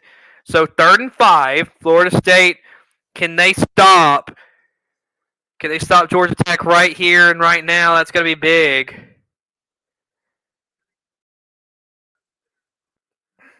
So 3rd and 5, here's Haynes King giving out some signals. Here we go. King looking, throwing. That's incomplete. 4th and 5 as he was looking for Malik Rutherford, and that will, with this range, it's going to be interesting to see whether it's field goal opportunity or if it's a punt. But it looks like they're going to bring the field goal unit out and try a field goal here. This is a 51-yard attempt right here. So here we go. 51 yards. Here is the kick. It is up. It is no good. It is wide right. And Florida State, luckily, will not have 3 points put up on them. The game will remain tied at 14 apiece. We'll be right back, everybody.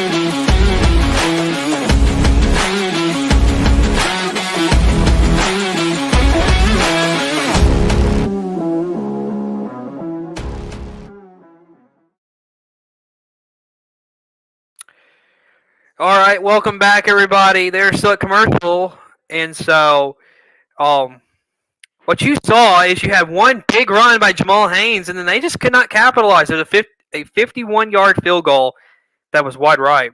So Georgia Tech and Florida State still tied at 14. Let's go. Let's take a 13-second break.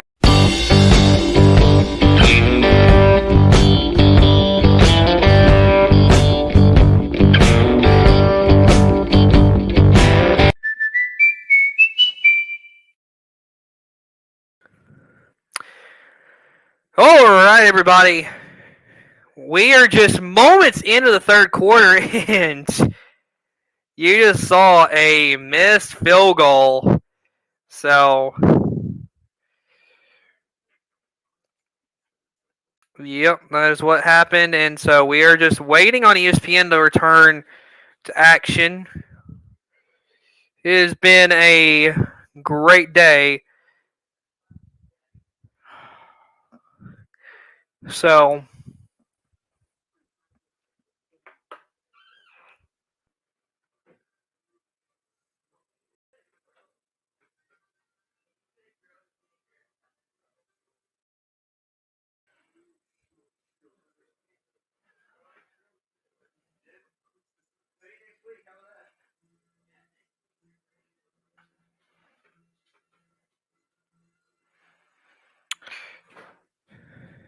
this commercial break is still going on. This is a long break. ESPN making their money back though. That's for sure.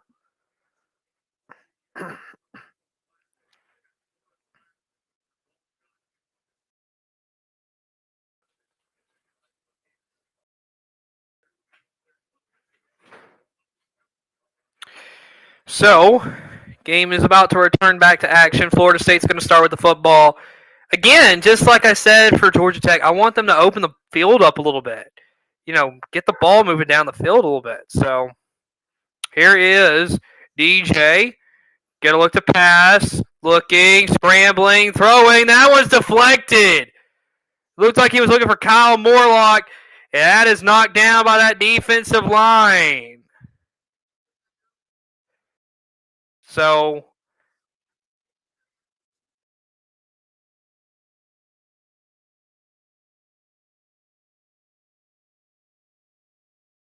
here we go. 2nd and 10 for Florida State.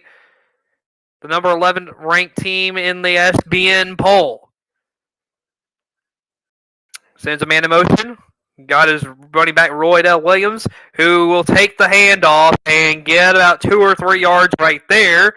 It'll be 3rd down for the Seminoles. So 12 and a half minutes to go in the 3rd quarter. Tied at 14, 3rd and 7. So let's see what Florida State can do.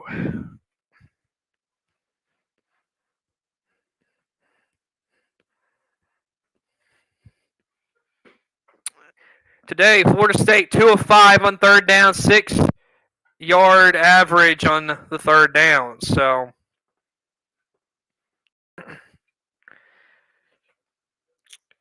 here is DJ taking the snap, looking, throwing, caught it.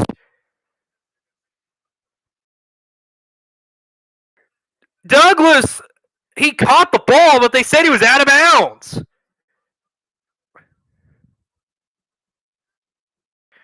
But let's look at this again. And, that's hard to tell.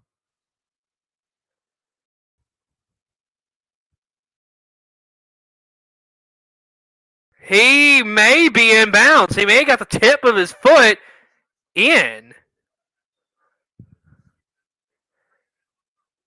But they may. Okay, there is a review. They are reviewing it. So, this certainly looks like it could be a catch in my mind. He got the tip. It looked like he got the tip of his foot down on the. Really, you got to look at that camera down near his foot, right to the back of Douglas. It looks like he may have got his foot got the tip of his right foot in bounds before falling out. The camera they're showing now, you can't really. Well, yes, actually, I think he did. I think he's in bounds. I think this will be 1st down, Florida State, and go down and continue this drive.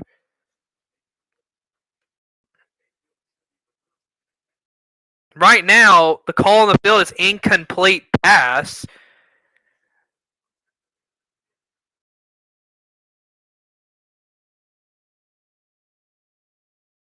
The call has been reversed, so Florida State will continue moving down the field. That was a booth review. So, interesting right there.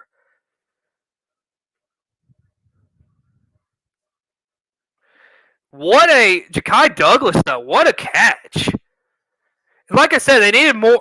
They needed passes more than 6 yards down the field, and that was one of them. That I said they needed something like that. So great play right there. So here we go. DJU takes a snap. Looking, throwing down the field. That's caught! Nearly, no. I thought it was caught. Okay. I thought he dropped it. Nearly had it. I thought he had it first, though. It was a little short, to be honest. Yep, it's a drop. He did not complete the catch. Ja'Kai Douglas again, though. I thought he was going to have that one. Not quite the best throw. It was a little short. I thought he almost had that one. 2nd and 10. Would have been an amazing catch had he caught it. One man behind DJ. Hands it off to Afili. Taking it, and he will gain about 4 or 5 yards right there. It's going to be 3rd down for Florida State. We saw today that their kicker, Ryan Fitzgerald, he sure can kick a football. So they should be able to rely on him for a long field goal if they need it, but that's not what they're looking for. So 3rd and 6 right here for Florida State. This could be a big moment in the game. A lot of momentum on the line. Here we go. Man in motion for Florida State. DJ looking, throwing, just has to throw it away, and now it's going to be 4th and 6. So now we're going to see what this Florida State offense does. It's 4th and 6. Let's see if they just go for it. They have not punted today.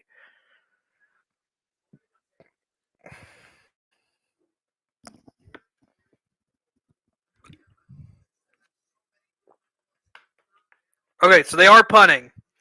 They are punting this ball away. First time today that they are going to punt.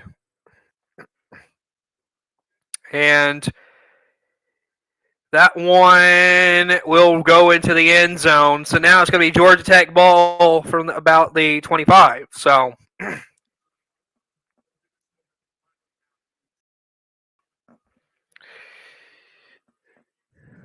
of course, right now they are looking at the 12-team bracket for the playoff. So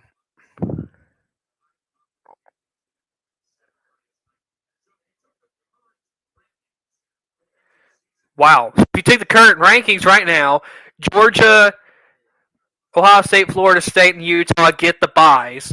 In the 5-12, it's Oregon against Boise State. In the 8-9, it's Ole Miss against Notre Dame. I couldn't get the rest of it, but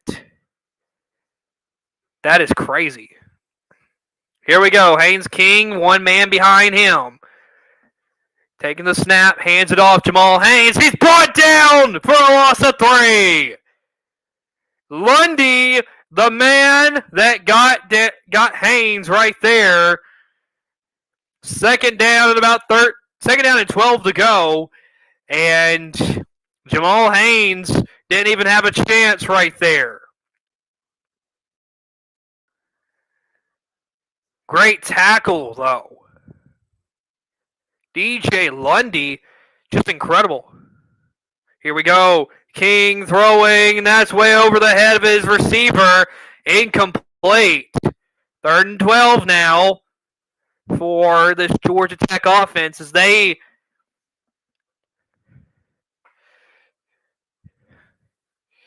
now if you are Georgia Tech, you gotta do something now. It's 3rd and 12. It's third quarter.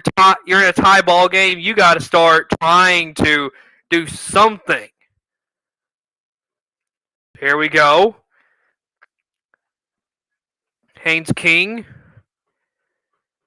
In throws 5 yards or less, he is 3 of 3. Passes 6 or more yards, he's 0 of 4. Here's King looking, throwing, incomplete. His receiver fell.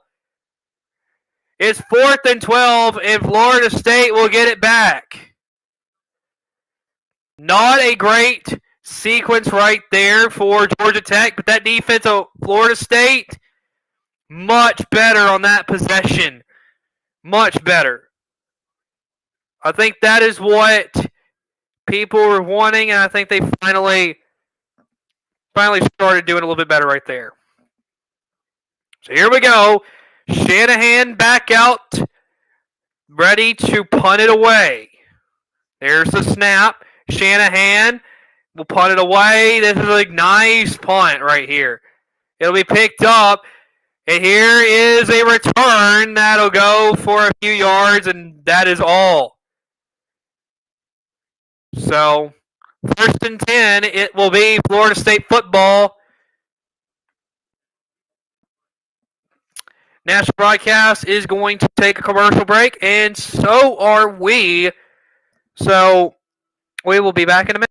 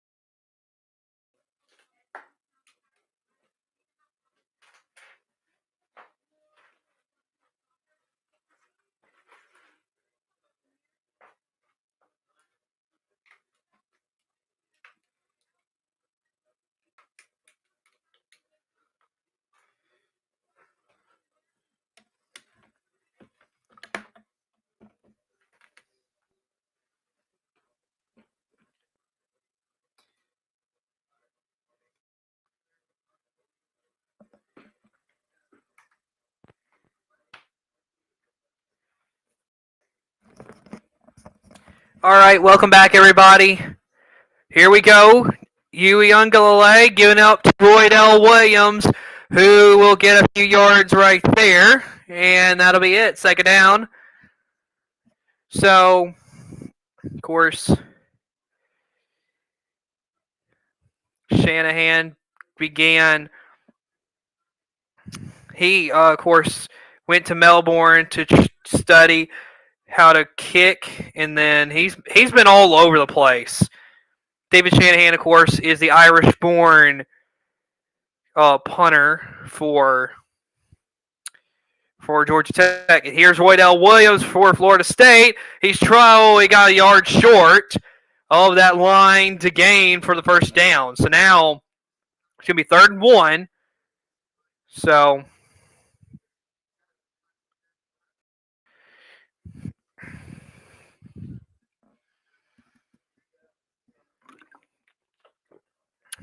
8.5 minutes to go in the third quarter. 3rd and 1. Under center is DJ Uyunglele. It's a quarterback sneak. He got away and he picked up the first down. A great play right there from DJU.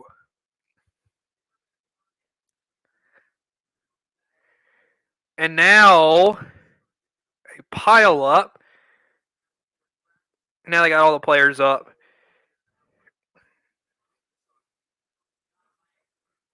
First down for Florida State. So here we go. Clock is ticking. 8 minutes to go in the third. DJ got two backs to the right. One to the right and one to the left. Here's the snap to Afili. Gonna take it and get about 3, and that's it. So 2nd down.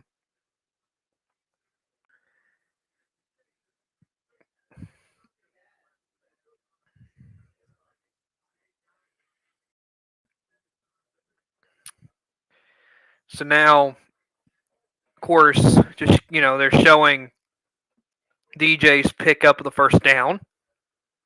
He's 13 of 18, 111 yards, 8 rush yards for him today.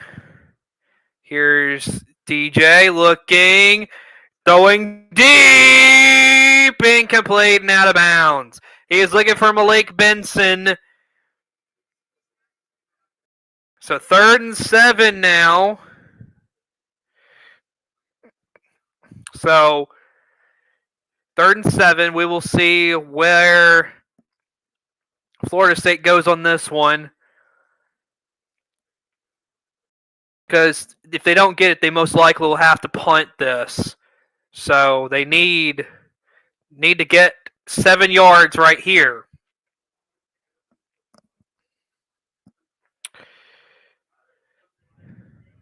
So here we go. One back to the right of DJ. Sends another man in motion. DJ looking, getting pressured. And he's being brought down for the sack. Georgia Tech. What a beautiful play right there. And Florida State will have to punt.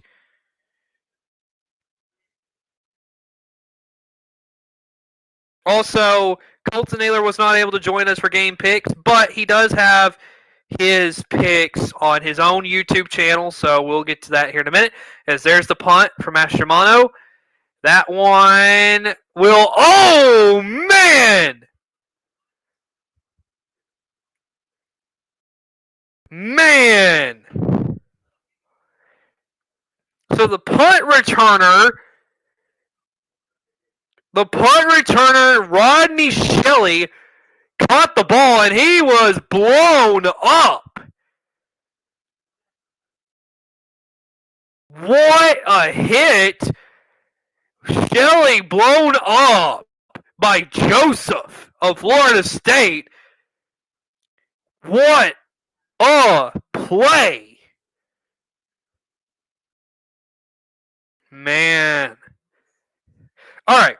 So to get to these picks of Colton's, just so that you have an idea of who he chose. In this game right here, he has Florida State winning. He's got New Mexico beating Montana State. He's got SMU beating Nevada.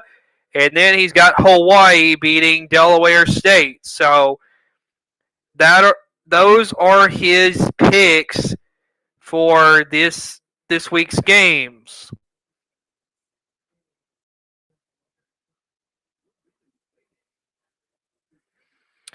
So that is a record of what he's got.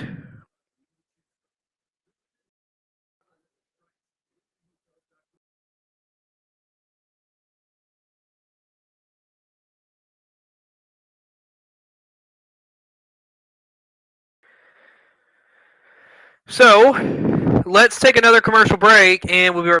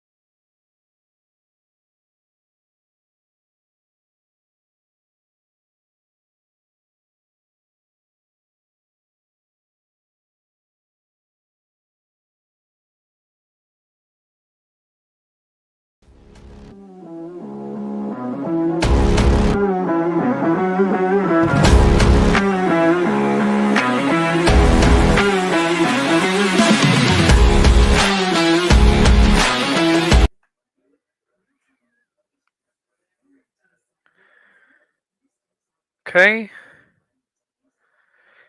I think I got it figured out now, everybody.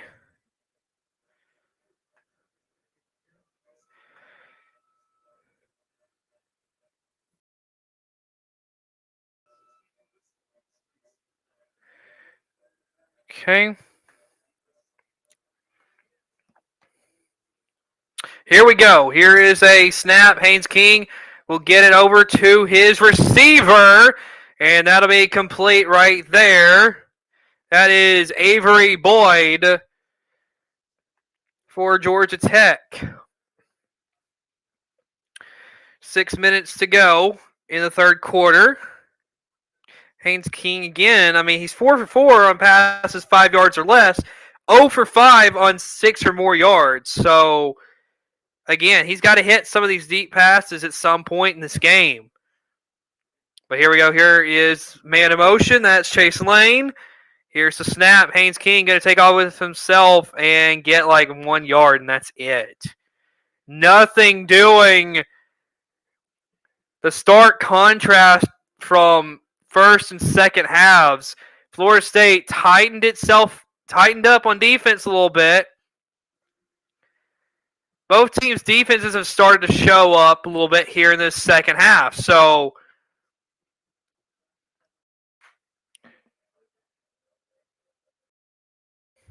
here we go. 2nd and 10. King looking, throwing, and that one is caught! Chase Lane! Nice catch right there. And first down, Georgia Tech. And that, like I said, that was what they needed. Was a pass farther than 5 yards, and they got it. Here we go. King, short pass, caught. And right there was number 8, Malik Rutherford. It'll be 2nd down, and we will see how far they got to go for this one. Nice pass, though. So, Georgia Tech, maybe a little bit of confidence here. 2nd and 5. Chase Lane, 2 receptions for 31 yards here today. King has got his running back to his left. It's Jamal Haynes. It's another man in motion. Here's the handoff. Malik Rutherford. He's got a few yards right there. And it's going to be a first down for Georgia Tech.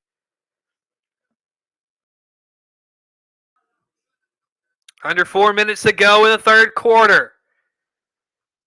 Georgia Tech, a little bit of confidence now as they show DJU warming up there on the sidelines, trying to stay warm. Haynes King takes the snap, takes the handoff, looking, trying to dance around, got to just get rid of it, throws it, got his man, and running down the sidelines is Eric Singleton Jr., who gets to about the 27, 26-yard line. Nice way to improvise and keep the play going for Haynes King. So 3:19 to go. Well, 3:15, to go here in the third quarter. 2nd and 3. And incredible play here so far from Haynes King on this drive. They are in a rhythm. Singleton in motion. Here's the fake handoff. He lost the ball.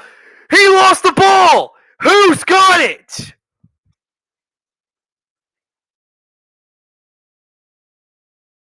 And I think, Georgia Tech recovered, but Haynes King nearly turned the ball over. That is the first fumble of the season here in college football, and nearly Georgia Tech lost it. What it looked like is both Haynes and King thought they were going to take the ball, and it caused for the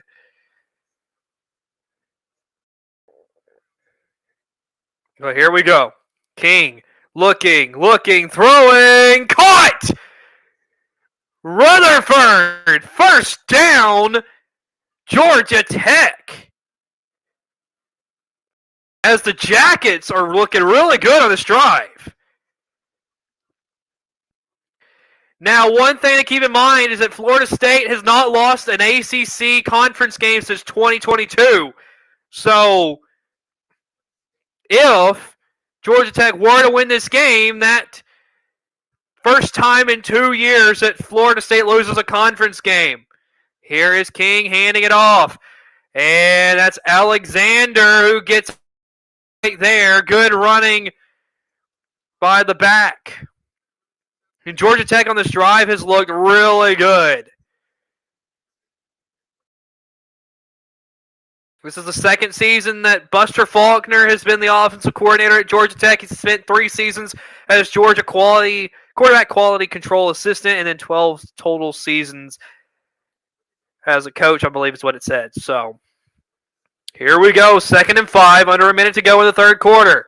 Haynes King sends Alexander in motion. King looking, gonna run.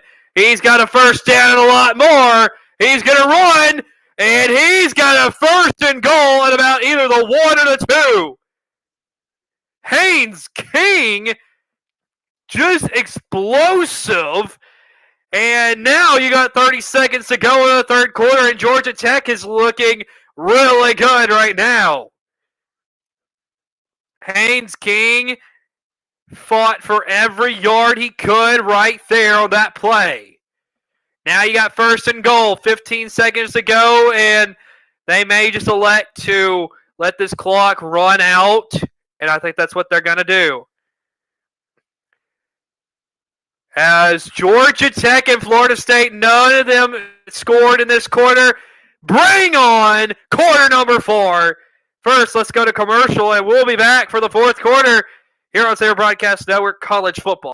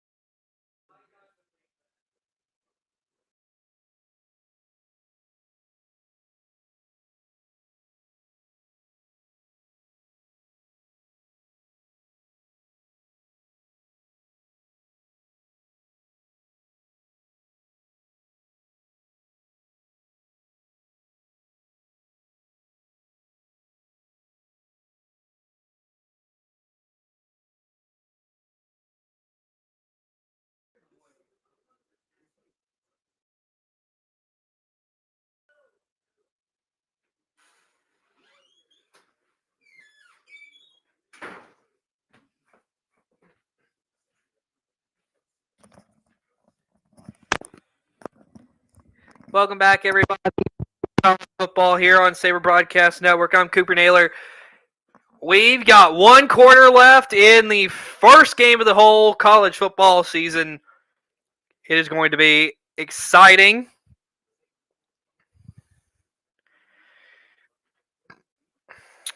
Like I said, one last quarter to see who is the winner of the Air Lingus College Football Classic this season.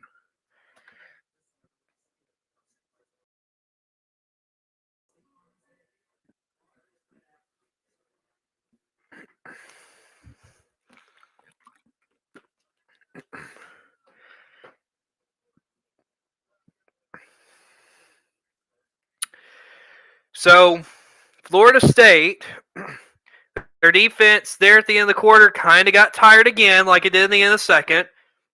So, now it's going to be interesting. Georgia Tech, they have a first and goal. Let's see what they do.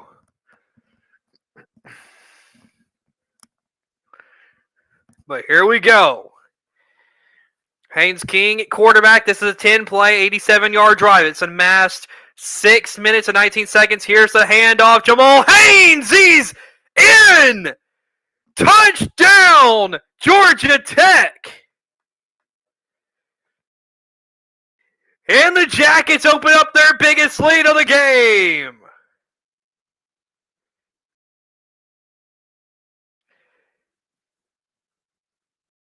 What a game. Georgia Tech takes the lead. Jamal Haynes, I believe this is his second touchdown of the day. And now, with an extra point, they can go up a touchdown. Here's the extra point, up and good. 21-14, Georgia Tech. The Jackets, 3 seconds into the fourth quarter, and they score a touchdown. This is just a simple cut up the middle. The offensive line did a good job of blocking right here. And Jamal Haynes jumps over that offensive line, and he's in for the score. The Georgia Tech Yellow Jackets, who are unranked in our poll, potentially gets into the rankings in what is an amazing play right here.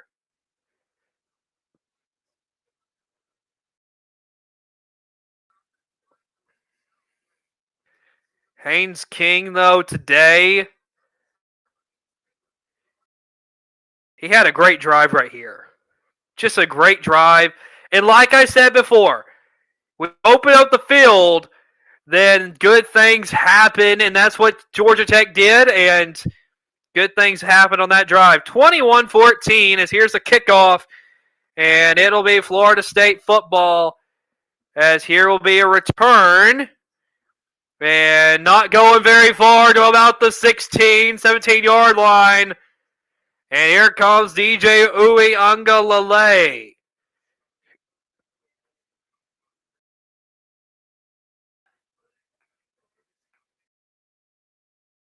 So now, 14:51 to go in the game. Let's see what Florida State can do. They need to do something on this drive to impress, and so let's see what they will accomplish on this drive right here. 21-14, Georgia Tech. DJU, he's got his running back to his right. I believe that's Lawrence Tuafili. DJ motions, takes a snap. Looking, DJ scrambling around. That'll be caught and out of bounds. That is Ja'Kai Douglas with the catch, first down, Florida State. They are looking to go up tempo. First half, they had 4 drives with no punts. This half, they have had only 2 drives, both times punting the ball away. DJ, 14 of 20 today, 125 yards. DJ going up to his offensive line, giving out some signals. Here we go. DJ takes the snap, handing it off to his running back. That's Tuafili, who's going to get about 1 or 2 yards, and that's it. nothing more. That Georgia Tech defense is really bowed up, and just an incredible defensive game. Well, at least half for Georgia Tech. But first half for both teams really wasn't that great, but this has been really good.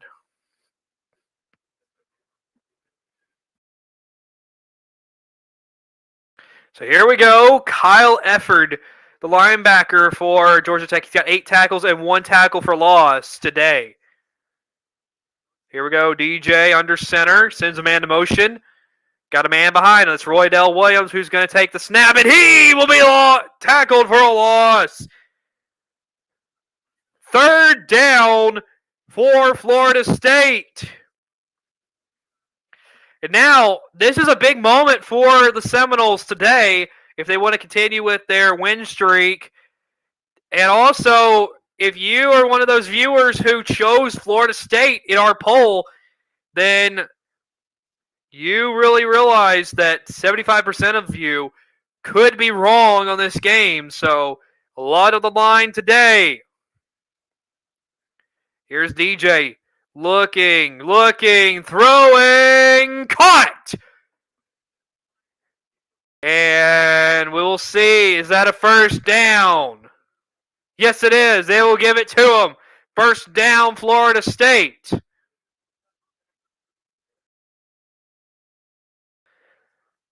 So Florida State picks up the first down. A little bit of a rolling action and just a great throw over there to the receiver, Malik Benson, for Florida State. Here is the snap. Looking, throwing, and that one's incomplete. Looking for Benson again. Way over the head of Benson. 2nd and 10 for the Seminoles.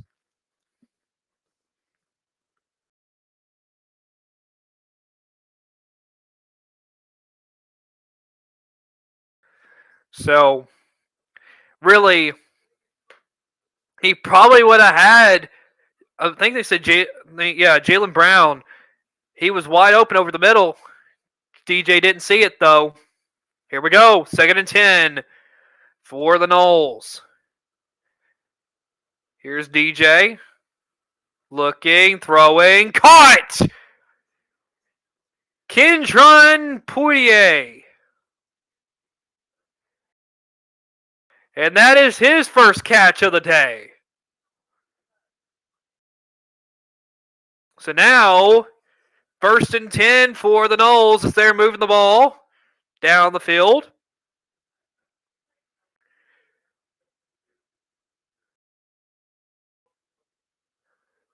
Here we go. DJ will pick up a few yards on that quarterback scramble. And so he just runs right down the middle. Well, actually, this is a replay of. So that was just a replay of the throw to Kendron Poitier.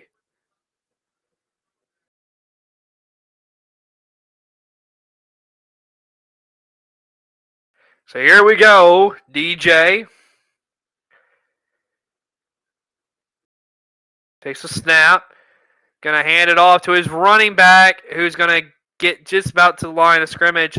That right there was Cam Davis. Not very far to go. 3rd down to go for Florida State. 10:45 to go. 3rd and 7.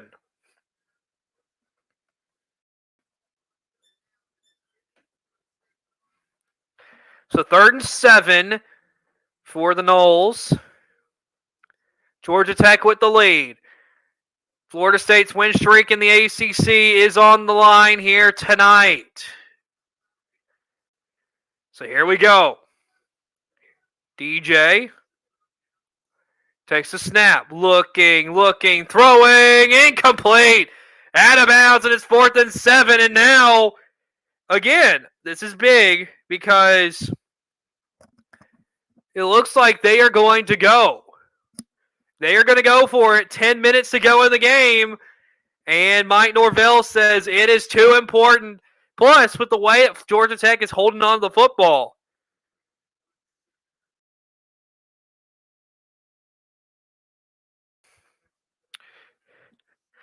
Of course, Georgia Tech's been holding on to the ball for quite a while here in this game. So if you're Florida State, this is the time. You got to go for it. So here we go. DJ takes a snap. Looking, time, down the middle. It's caught. Douglas, first down, Florida State. And we now go under 10 minutes to go in the game. And a great play right there. Ja'Kai Douglas.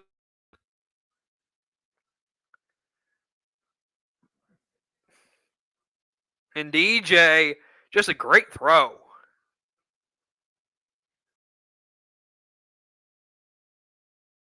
So here we go. Here is the run by Tuafili, who's brought down behind the line of scrimmage.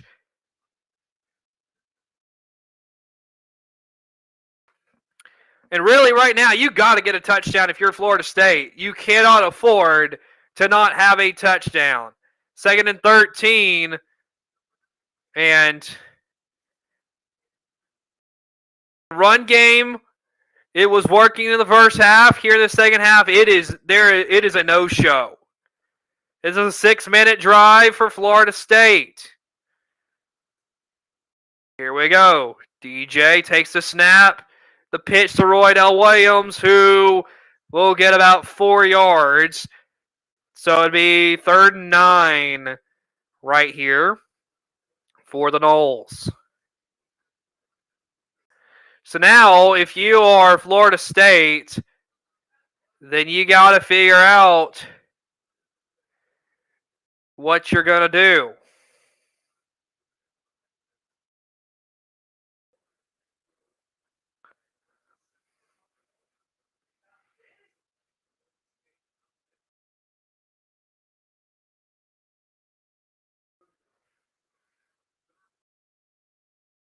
So here we go.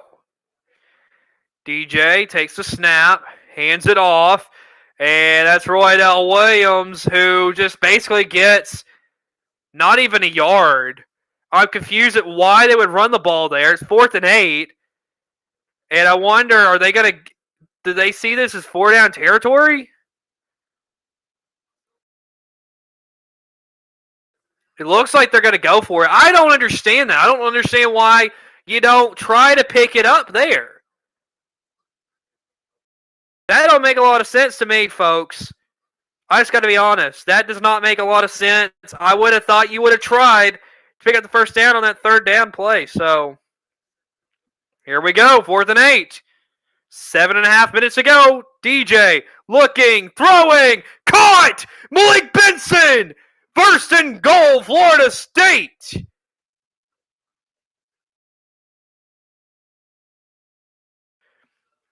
What a gutsy call right there. I don't understand why they didn't try to pick it up on 3rd down, but hey, it worked on that play. But that was a huge gamble that somehow paid off. So now the tie could be upon us. Here we go. DJ hands it off to Roydell Williams, who is in. Touchdown, Florida State. And now the question is, they went for 2 on the only touchdown they scored today. Do they go for 2 again? Or do they just kick the extra point? That's a big question. We will await here in moments. 15 plays, 84 yards, 8.5 minutes taken off the clock. But there are still 6.5 minutes. And this Florida State team, Georgia Tech, they have been running a lot of clock. So potentially this has been given too much time for Georgia Tech to go down and win the game. Extra point is up. Extra point is good. We are tied at 21 apiece, folks, in what is a great game.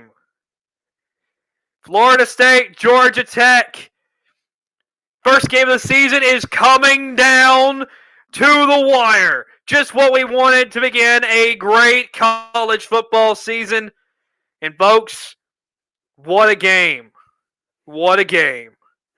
All right, we got to go to commercial break. After that, we have got more football.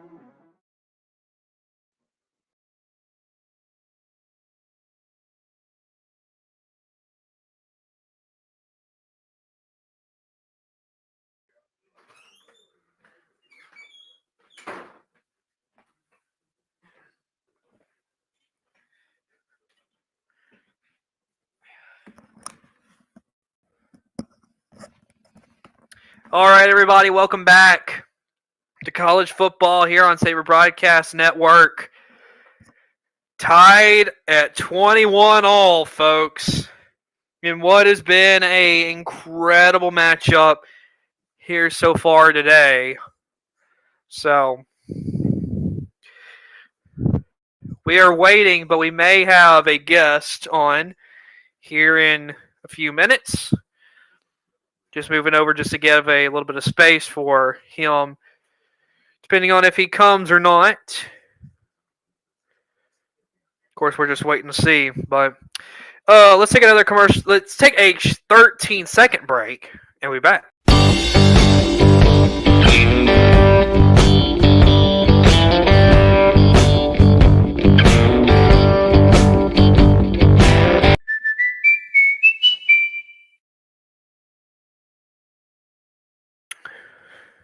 All right. 21 all here from the Air Lingus College Football Classic. What has been an incredible game here so far. Florida State, momentum for now is still on their side. It's about to be Georgia Tech football. So here we go. That'll be a touchback in Georgia Tech ball. 6.5 minutes to go down the field and win the game. Haynes King, that last drive was incredible. But he has not seen the field in 8.5 minutes. So we will see how they show up on this drive. I will say this, with the way that they've been holding on to the ball, I would think they want to run as much of this clock as they can. So here we go. Haynes King got his running back to his right, sends a man in motion. Takes the snap, fakes the handoff. Haynes King looking, throwing. That'll be caught. And that is Malik Rutherford for a short gain right there. It'll be second down for Georgia Tech. And, of course, Haynes King looking back to the sideline, getting his commands from his coach. 2nd and 6. Like we said at the beginning of the game, until the 15-second point on the play clock, that the coach can talk to the quarterback through helmet communication. So it is a huge aspect of the game now. So here we go. Haynes King sends a man in motion, got a man behind him. Fakes the handoff. Haynes King going to try to get the edge. Haynes King looking. He didn't get to the first down line, but he sure got close. Great job by Haynes King. 5.5 minutes to go in this game. And Haynes King, it's a 3rd down. And 3rd and 2. Haynes King's done a good job in this game, I think.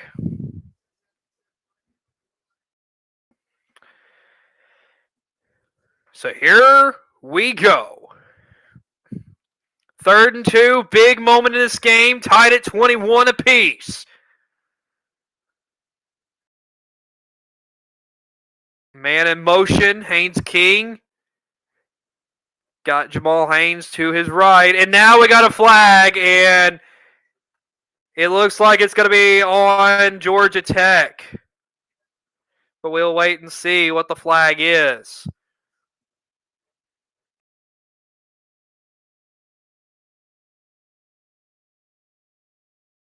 It is false start on Georgia Tech.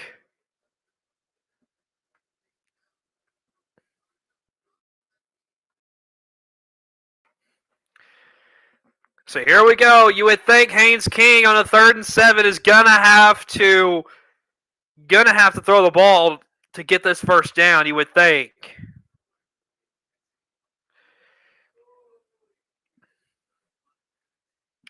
Four and a half minutes to go.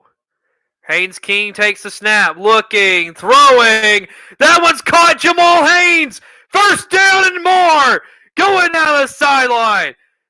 And Georgia Tech converts. 4.5 minutes to go.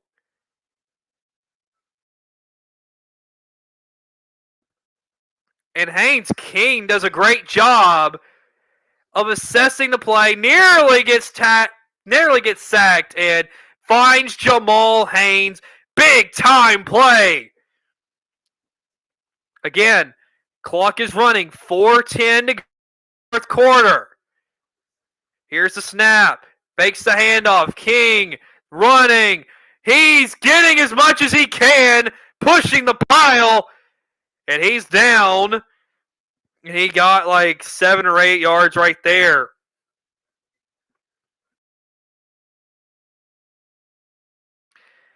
Under 4 minutes to play. And Georgia Tech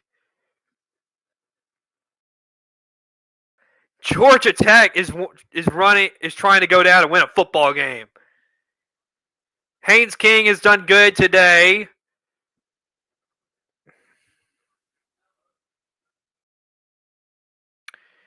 So here we go, 2nd and 3 for Georgia Tech.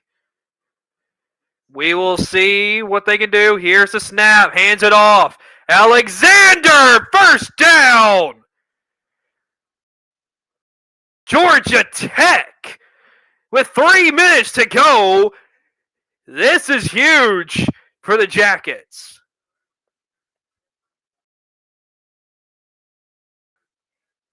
Georgia Tech O-line has 179 combined collegiate games. And I believe they said 128 together if you add everything together. So, very experienced offensive line that Georgia Tech has. Here's the snap. Haynes King keeps it, trying to get the edge. He's going to get there and get maybe 1 or 2 yards after escaping that pressure. 2.5 minutes to go. Great running there by Haynes King. 2nd and 7. Mike Norvell, you can see he's visibly worried about his team. Now, Georgia Tech definitely is trying to set up a field goal opportunity.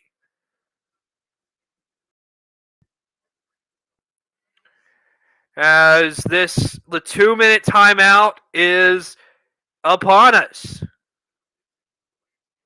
Or wait, no. Or wait, it is. So the 2-minute timeout is upon us. I was waiting to see how that works, but there it is.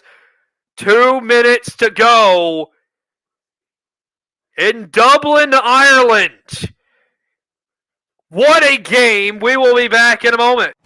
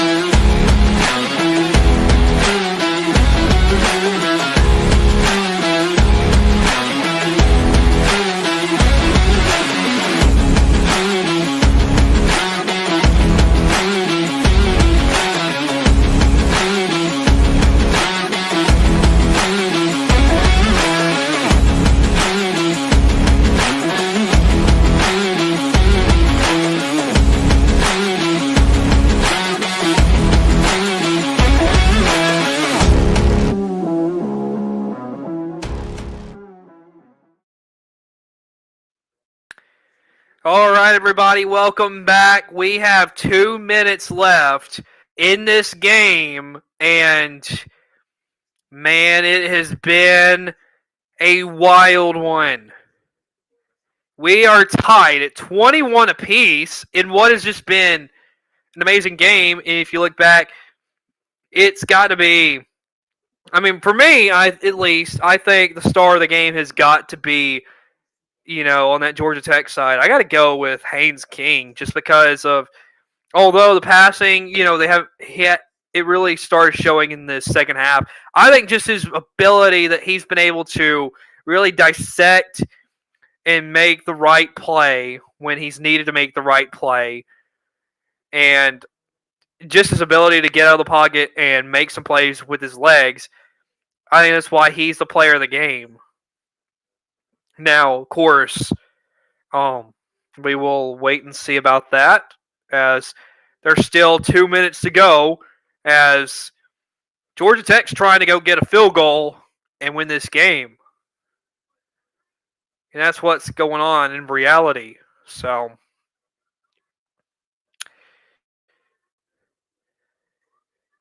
what a game we have tonight, everybody.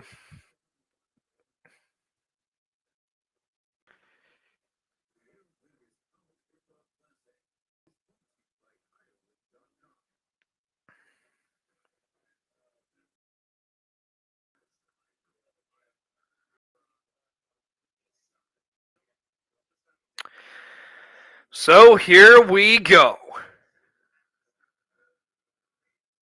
2 minutes to go, 2nd and 7. Georgia Tech with the football. And it'll be a big question. Will DJ Uiagalelei and the offense right there for Florida State, will they actually be able to come back on the field? That is a question we will see here in a moment. So here we go. Man in motion. Here's the snap. Handing it off. Jamal Haynes. He's got to the line that they need for a field goal. So it's a 3rd down. And they are very nearly going to get a 1st down. They're letting the clock run as much as they can, which is smart, trying to ice the game.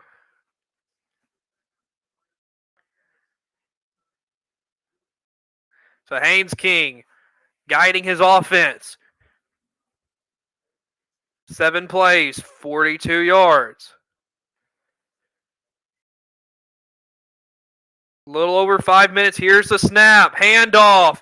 That one, I don't think he got the 1st down right there. Or they did. They gave Alexander the 1st down. So Florida State takes a timeout right here. And that is interesting. So they are trying to preserve as much time as possible. So, all right, we're going to take another commercial break.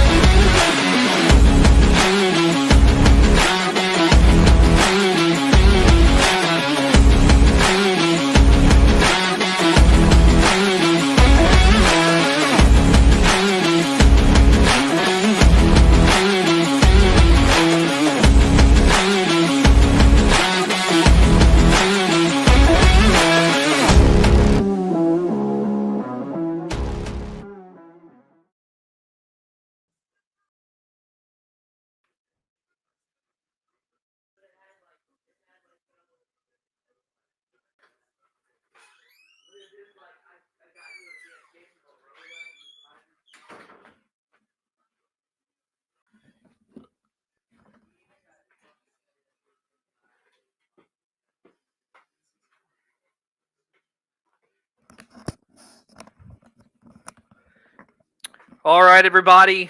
Welcome back. We got 1 minute left in this game. Unless Georgia Tech misses that field goal and Florida State and Georgia Tech goes to overtime. So we will await and see.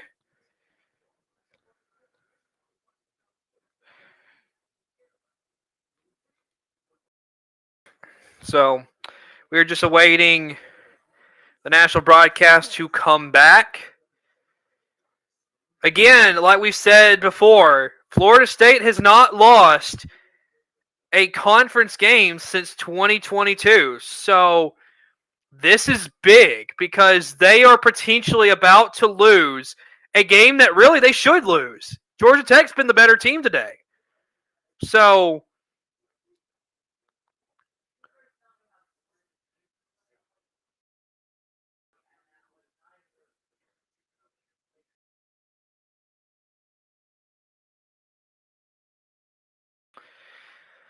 here we go.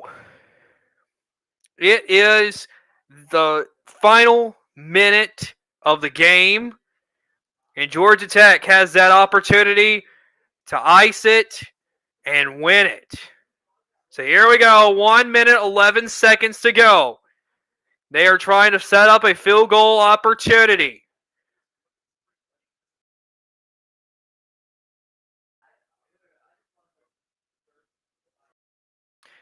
Last two drives, Haynes King has been 7 of 7 for 81 yards. First 5 drives, he was 3 of 8. So this is huge. Here we go. King takes the snap, hands it off. And that'll be about a yard or... No, he's going to get 2 or 3 after a push. And now it looks like we are going to have our guest coming on. 1 minute to go. Second timeout called by Florida State. Trying to preserve as much time as possible. So let's take a 13-second break and we'll be right back.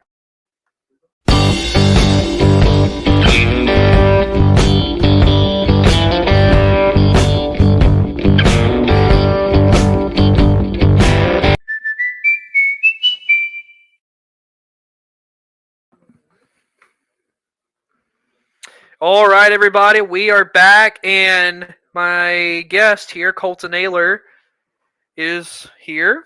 How are you, Colton? Pretty good. Okay. How are you? Oh, there we go.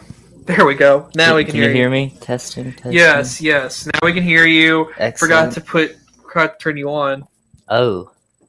Yeah. That might be an issue.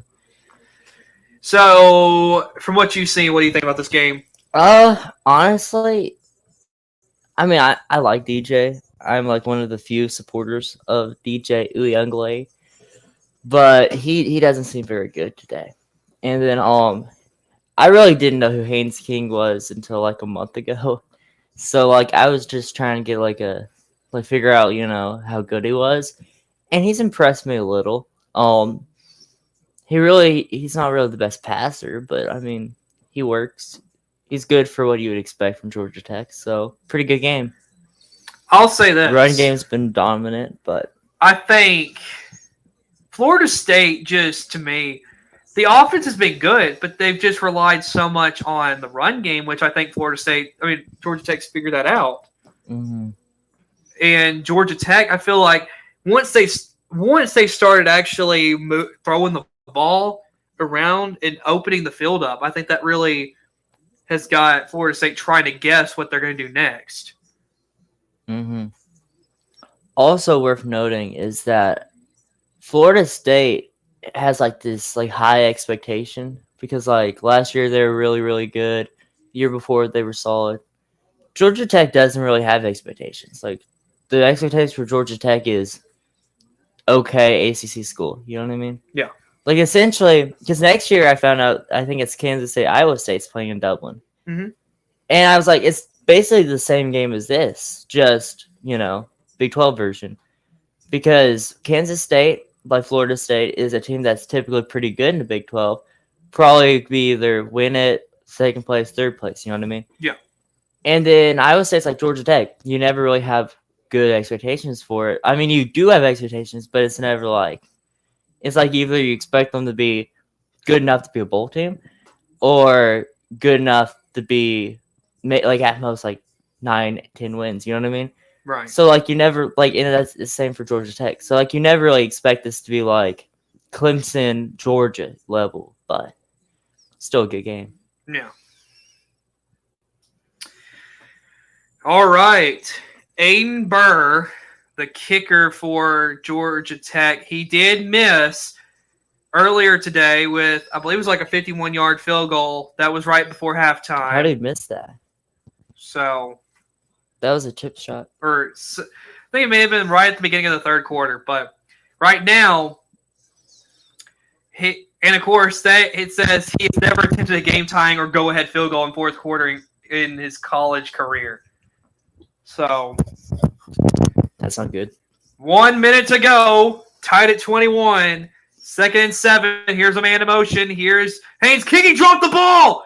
He fumbled the ball, and he's gonna lose a lot of yardage. That looked like he wasn't like it looked like the running back like.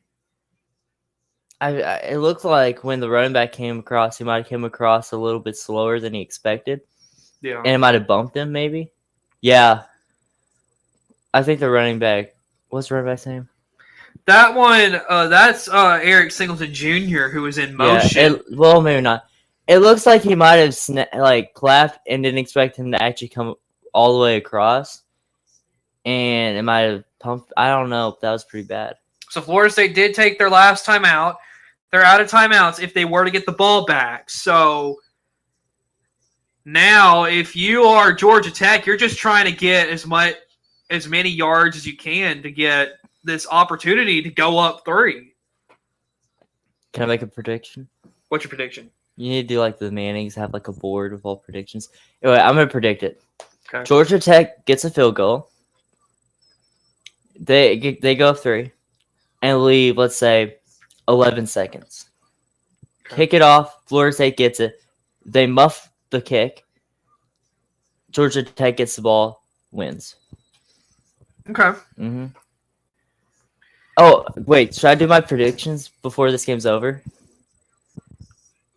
Since Singleton picks up a bunch of yards, and that right there is 4th down. They're going to run as much clock as they can. 4th down, and we will see how far this is. Wait, you wanted my game picks, right? Sure, go ahead. All right, so in this one, I have Florida State. Initially, I had Georgia Tech, but then I changed it for Florida State because I felt like I was being stupid. And now I think I was right in the first place. But either way, you can put me down Florida State, so I'm probably wrong. Then I had New Mexico. New Mexico over Montana State. I had SMU over Nevada. And then Hawaii over Delaware State. All right, well, then we So I'm probably going to start 0-1, but it doesn't bother me. Yeah. 5 seconds to go. Georgia Tech takes its timeout. And, folks, here we have it. This is the game here on the line. If he makes it, then the game is over. Georgia Tech wins. Now, if you remember what they're showing right now, go back to 2015 when the uniforms used to be way better. Georgia Tech blocked the field goal of Florida State, and Georgia Tech would take it back and win the game. I remember watching this play. It was amazing to watch. And now, initial thoughts, if this happens again, it's not be that it's gonna be a big deal, but then I don't know. I feel like if Florida State does win this game, is it really week 5 are we really gonna care? Right. So 44 yards, Aiden Burr coming out. Here's a snap. It's up. It is good. It's good. Georgia Tech is gonna win. That was unexpected. Florida State, after thinking that they were unfairly left out of the playoff, they come out in the first game of the 2024 season and lose on a last-second field goal. Georgia Tech has won the game. That was unexpected. What a game. All right, after that, how many games do you think Georgia Tech wins? I don't know, but Georgia Tech, they're definitely in the contention to win that ACC. One game? After one game? But no, I think the main thing is pressure probably got to Florida State. That and I mean they have a new quarterback, new running back. It's like Michigan's be the same way too. Yeah. Michigan's gonna lose a bunch of games they shouldn't. So and Florida State's probably still gonna be in the playoff either way. You know, in a sense, you have a quarterback muff a snap, lose yards, and then they hand the ball off, gain a couple of yards, and then you kick a game-winning field goal. You know what this kind of reminds me of? What?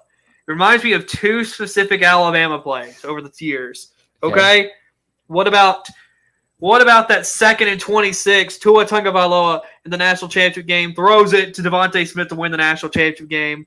And then, of course, the one that they call Gravedigger, Jalen Milroe to Isaiah Bond in the corner of the end zone to beat Auburn in the Iron Bowl. Fascinating. Folks, I don't know if you can really compare them because those were 2 touchdowns. This was a field goal. Right. What a game, though. I mean, so, okay, I don't know if you answered it, but where do you see both of these teams going now that this happened in this game? I don't think it really changes anything for me. I mean, like, I feel like you can't really, like, say, like, too much until, like, week 4 or 5. But I would say maybe, I think Georgia Tech probably 8-4 maybe. And then Florida State probably, like, 10-2. I think Florida State loses to Clemson. The one thing I will say is that this puts Georgia Tech on the map. This is their moment to say, hey, we are a team to watch this season. Kind of like Duke last year. Yeah, Duke. It feels kind of like Duke again. Yeah. But.